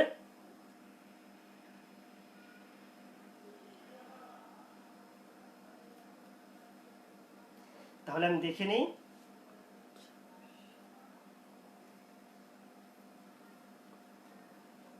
হ্যাঁ, এখানের মধ্যে হচ্ছে অনেকেই বলে দিয়েছে। আফিফা বলছে অর্ধ সমাপ্ত পণ্য। হ্যাঁ ফাইন, মানে অসমাপ্ত পণ্য। অসমাপ্ত জায়গা অর্ধ সমাপ্তটা হচ্ছে একটু বেশি ভালো হয় আর কি। তৈরি পণ্য তো হচ্ছে পরে। আচ্ছা, আংশিক, ইয়েস, সানজানা তখন ঠিক বলেছে। আংশিক তৈরি পণ্য আর হচ্ছে চলতি চলতি কাজ আরেক নাম কি? অর্ধসমাপ্ত পণ্য অথবা আংশিক তৈরি পণ্য। ফাইন। আচ্ছা, এতটুকু তো চলে গেল আমাদের। তাহলে উৎপাদিত পণ্যের ব্যয়ের পরিমাণ হচ্ছে 82,000 টাকা, ঠিক আছে? এটা হচ্ছে 8,000, এটা হচ্ছে 10, আর এটার পরিমাণ হচ্ছে 82,000। ফাইন। এরপরে কি বের করব? এরপরে হচ্ছে আমাদের তৈরি যে পণ্য ছিল, আমাদের কিন্তু এগুলো শেষ। আমরা এবার জাস্ট তৈরি পণ্যের যে প্রারম্ভিক মজুদ, এটা আমরা যোগ করে দিব। যোগ তৈরি পণ্যের প্রারম্ভিক মজুদ, ঠিক আছে? তৈরি পণ্যের প্রারম্ভিক মজুদ আমি একটু সংক্ষেপে লিখলাম বেশি, ঠিক আছে? যার পরিমাণ কত? যার পরিমাণ হচ্ছে 25,000 টাকা।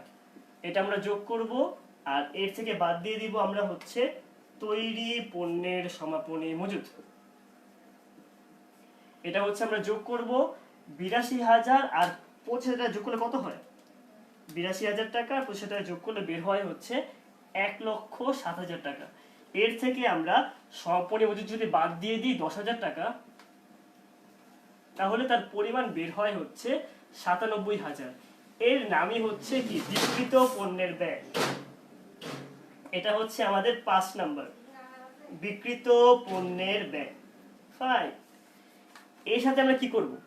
এরপরে কি আমরা বলেছিলাম এরপরের যে পার্টটা আমরা নির্ণয় করব হচ্ছে কোশ্চেন দেখে। আমাদের বের করা লাগবে হচ্ছে বিক্রয়। এই জন্য আমরা কি করব? আমরা মোট ব্যয় পদ্ধতির মধ্যে হচ্ছে আমরা চলে যাব। তাহলে এই পার্টটা হচ্ছে মুছে দিচ্ছি। ফাইন, এই পার্ট আমাদের শেষ। তোমরা কিন্তু আজকে খুবই ভালো রেসপন্স করছো। তো আজকে স্টুডেন্ট অফ দ্য ক্লাস নির্ণয় করাটা আমার জন্য হয়তো একটু টাফ হয়ে যাবে। হ্যাঁ, আর চিন্তা করার কিছু নেই। তোমাদের কিন্তু আজকে আরো একটা কুইজ রয়েছে। এই কুইজটা আমি দিব হচ্ছে ক্লাসের সবার শেষে গিয়ে। তাই তোমরা ট্রাই করবা ক্লাসের শেষ পর্যন্ত হচ্ছে থাকার, ঠিক আছে? তাহলে আমি এখানের মধ্যে দুটো দাগ দিয়ে নিলাম। তাহলে দেখি তো তোমাদের কোনো কোশ্চেন আছে নাকি। আচ্ছা, সবাই বিক্রিত পণ্যের ব্যয় বের করে ফেলে 97,000 টাকা। ফাইন। দেখতে পাচ্ছি আমাদের আরেকজন ইনস্ট্রাক্টর গাজী ইসরাত প্রীতি হচ্ছে এখানের মধ্যে অলরেডি জয়েন করেছে আমাদের। সবাই হচ্ছে যেহেতু এখানে বিক্রয় সবাই বের করে ফেলেছে, ফাইন। আচ্ছা, তাহলে আমরা দেখি যে বিক্রিত পণ্যের ব্যয়ের সাথে আমরা কি করব। বিক্রিত পণ্যের ব্যয় এটা কত ছিল আমি অলরেডি ভুলে গিয়েছি। ইয়েস, বিক্রিত পণ্যের ব্যয় পরিমাণ ছিল ৯৭,০০০ টাকা। এর সাথে আমরা যোগ করব, কোনটা যোগ করব, আমরা হচ্ছে এই যে দুইটা যে অফিস উপরি ব্যয় রয়েছে, আমরা আগে অফিস উপরি ব্যয়টা হচ্ছে যোগ করব। অফিস উপরি পরিমাণ কত, বেতন আর ভাড়া। বেতনের পরিমাণ হচ্ছে ২৫০০ টাকা এবং ভাড়ার পরিমাণ হচ্ছে ৪৫০০ টাকা। তাহলে ২৫০০ আর ৪৫০০ যোগ করলে কত হয়, ৭০০০ টাকা। আচ্ছা, এটা আপাতত এই ঘরে লিখলাম, সমস্যা নেই। দুইটা যোগ করো, ৯৭ আর ৭ যোগ করলে হয় ১,০৪,০০০। আচ্ছা, এটা ক্লিয়ার করে লিখে দিই। এন্ড সবার লাস্টে গিয়ে আমরা যোগ করব হচ্ছে বিক্রয় উপরিব্যয়। বিক্রয় উপরিব্যয়ের পরিমাণ হচ্ছে, এখানে শুধু বিজ্ঞাপন দেওয়া রয়েছে। বিজ্ঞাপন কত, বিজ্ঞাপনের পরিমাণ হচ্ছে ৩০০০ টাকা, যার ফলে আমার মোট ব্যয় বের হচ্ছে ১,৬০,০০০। এন্ড সবার লাস্টে গিয়ে যোগ করে দিব আমরা হচ্ছে প্রত্যাশিত মুনাফা। খেয়াল করে দেখো, আমাদের বলা হয়েছে যে মুনাফা মোট ব্যয়ের 20%, এটা হচ্ছে আমাদের মোট ব্যয়। এই ১,৬০,০০০ টাকার উপর হচ্ছে আমরা কি করব, এই ১,৬০,০০০ টাকার উপর আমরা 20% করে দিব। 20% করলে বের হয় হচ্ছে ২১,৪০০ টাকা। যদি এই দুইটা এখন আমরা যোগ করে দিই তাহলে ১,২৮,৪০০। এটাই হচ্ছে আজকের ক্লাসের জন্য আমাদের নিট মুনাফা। তোমরা যদি আজকের এই পুরো পার্টটা বুঝতে পারো তাহলে বুঝতে পারবো যে আমার এতক্ষণ ক্লাস করাটা সার্থক। যদি তোমাদের কোনো ধরনের কোশ্চেন থাকে তোমরা অবশ্যই হচ্ছে আস্ক করে দাও। আচ্ছা, আমি কোনো ভুল করেছি একবার দেখে নিই। আমি এখানে কি কোথাও ১০,০০০ টাকা ছিল?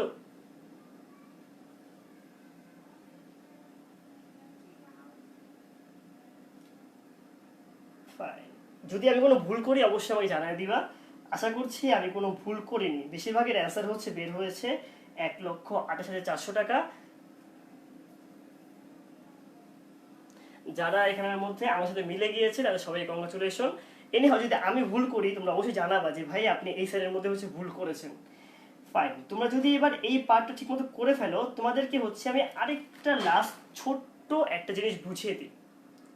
তোমাদেরকে কিন্তু আমি এখন মুনাফা বের করতে বলেছি মোট ব্যয়ের 20%, বাট সব সময় কিন্তু তোমাদের এটা বলবে না। মাঝে মাঝে তোমাদের কোশ্চেনের মধ্যে বলে দেয় যে বিক্রয়ের উপর তোমরা হচ্ছে মুনাফা নির্ণয় করো। এই পার্টটা কিন্তু একটু কঠিন হয়ে যায়।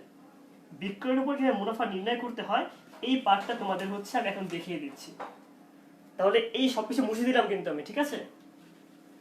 এই ম্যাথটা ভালো মতো দেখো, কারণ এই ম্যাথের উপরে হচ্ছে তোমাদের লাস্ট একটা কুইজ রয়েছে। দেখো এখানে যেমন মোট ব্যয় বের হয়েছিল কত, মোট ব্যয় বের হয়েছিল ১,৬০,০০০ টাকা। এখন এটা ছিল কি মোট ব্যয়। সবাই একটু মনোযোগ দিয়ে এখানে খেয়াল করে দেখো। তোমাদেরকে আমি বলেছিলাম এখানের মধ্যে মুনাফার পরিমাণ হচ্ছে মোট ব্যয়ের 20%, বাট সব সময় কিন্তু এমন নাও থাকতে পারে। আমি তোমাকে পরীক্ষায় বলে দিলাম মুনাফা হচ্ছে বিক্রয়ের উপর 20%। মুনাফা কত, বিক্রয়ের উপর 20%। এইটা কিভাবে হলো, আমার তো বিক্রয় দেওয়া নেই, আমাকে তো বিক্রয় বেরই করা লাগবে। তাহলে বিক্রয়ের উপর 20% আমি কিভাবে করব? হ্যাঁ, এইটা বের করাটাও খুবই ইজি। আমাকে আগে বলো যে 20% বলতে মেনলি কি বোঝানো হয়। 20% মানে হচ্ছে ১০০ টাকার মধ্যে ২০ টাকা। ১০০ টাকার মধ্যে কি ২০ টাকা।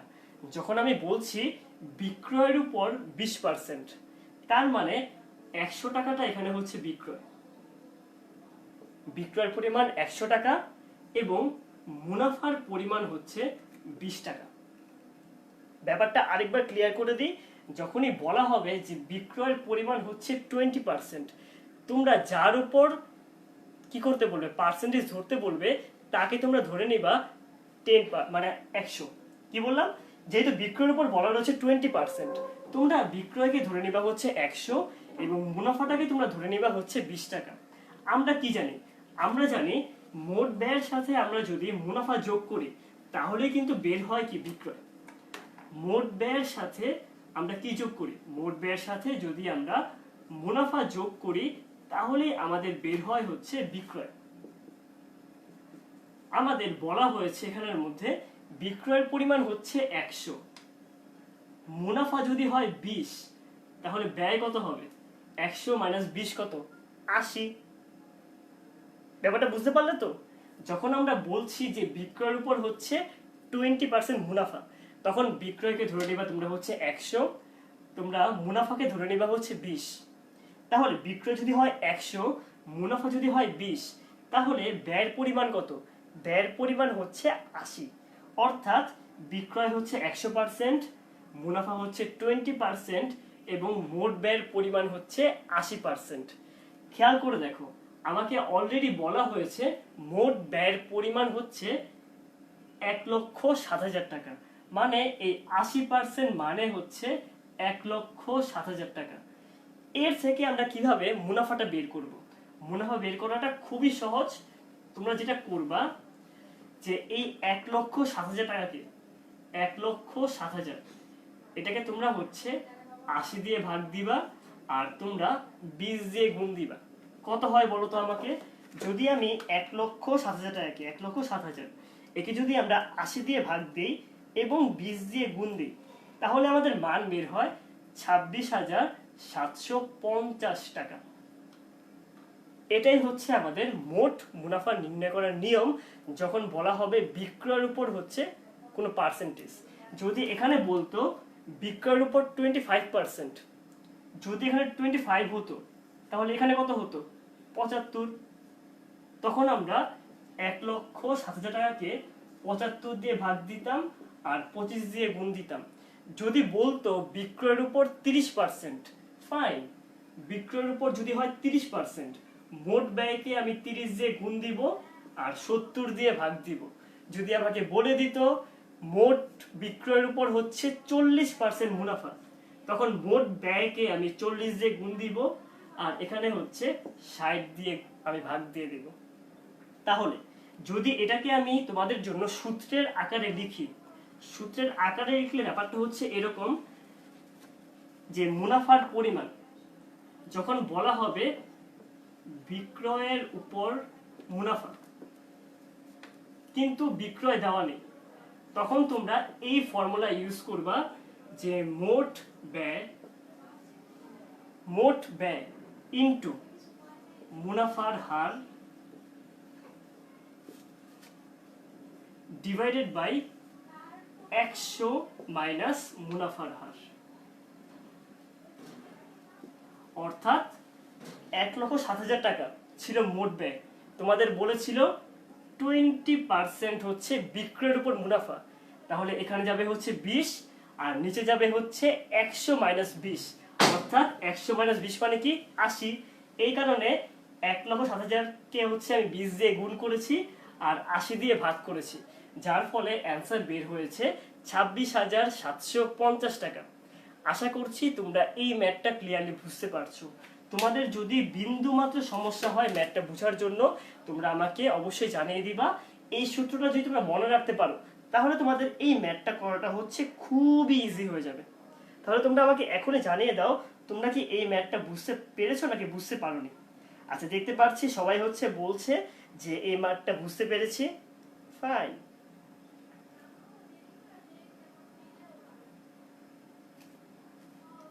আচ্ছা, আমি হয়তো আগের ম্যাথটার মধ্যে হচ্ছে ছোট্ট একটা ভুল করেছিলাম, আমি একটা জিনিস বাদ দিয়ে দিয়েছি। আমি হচ্ছে এই বিক্রয় পরিমাণটা হচ্ছে আমি আনিনি। হ্যাঁ, আমাকে আমাকে ধরিয়ে দেওয়ার জন্য মাহবুবকে হচ্ছে অসংখ্য ধন্যবাদ। হ্যাঁ, আমারও ভুল হতেই পারে, ভুল হওয়াটা খুবই স্বাভাবিক।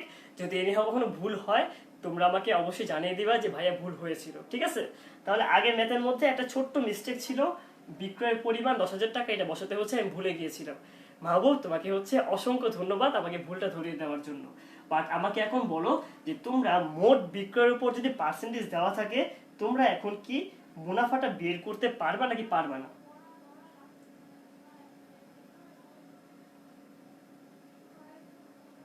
হ্যাঁ, আমি হচ্ছে ভুলে গিয়েছিলাম। যারা যারা মনে করে দিচ্ছ, মিম, সবাইকে হচ্ছে ধন্যবাদ। মাসফিয়া, সবাই আমাকে ভুলটা ধরে দিয়েছো। হ্যাঁ, সবাইকে তোমাদের হচ্ছে ধন্যবাদ। বাট আপাতত এই ম্যাটটার দিকে আমাকে বলো যে এই ম্যাটটা তোমাদের কি ঠিক হয়েছে নাকি ঠিক হয়নি, অর্থাৎ তোমরা বুঝতে পারছো নাকি। আর যদি এখানের মধ্যে বলতো যে মোট ব্যয়ের বা পার্সেন্টেজ, তখন তো সিম্পল। যদি বলতো যে মোট ব্যয়ের উপর হচ্ছে 20%, তখন তো কিছুই করা লাগতো না। তখন হচ্ছে সিম্পল 1,07,000 ইন্টু 20/100, এটা সিম্পল, এটা নিয়ে কোনো সমস্যা নেই। কিন্তু সমস্যা হয় কখন, যখন কিনা মোট বিক্রয়ের উপর হচ্ছে বের করতে বলে, তখনই গিয়ে স্লাইড একটা সমস্যা হয়ে যায়। ঠিক আছে, যদি তোমরা এই পার্টটা বুঝতে পারো, তোমাদের হচ্ছে আজকের যে লাস্ট যে কুইজটা ছিল, ওই কুইজটা তোমাদের আমি দিয়ে দিব। তাহলে তোমরা এখনই আমাকে বলো যে তোমাদের এই পার্টটা বুঝতে কোনো ধরনের কি সমস্যা হয়েছে নাকি সমস্যা হয়নি। আচ্ছা ফাইন, তোমরা সবাই হচ্ছে বুঝতে পেরেছো। তাহলে আজকের যে লাস্ট কুইজটা রয়েছে সেটা আমি তোমাদের দিয়ে দিচ্ছি। এটা খুবই সহজ একটা কুইজ। সবাই ক্যালকুলেটর নিয়ে বসে যাও। যদি ক্যালকুলেটর তোমার সবার রেডি থাকে তাহলে কিন্তু আমি তোমাদের হচ্ছে ম্যাথটা দিয়ে দিব।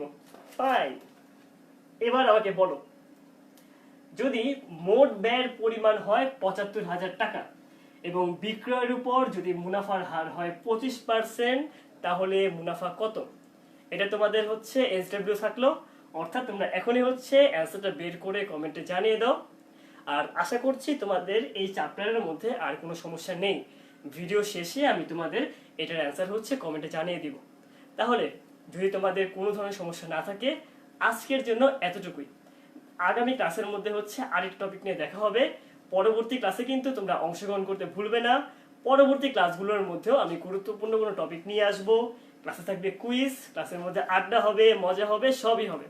Till then, good bye, stay tuned with Robi 10 Minute School and never stop learning.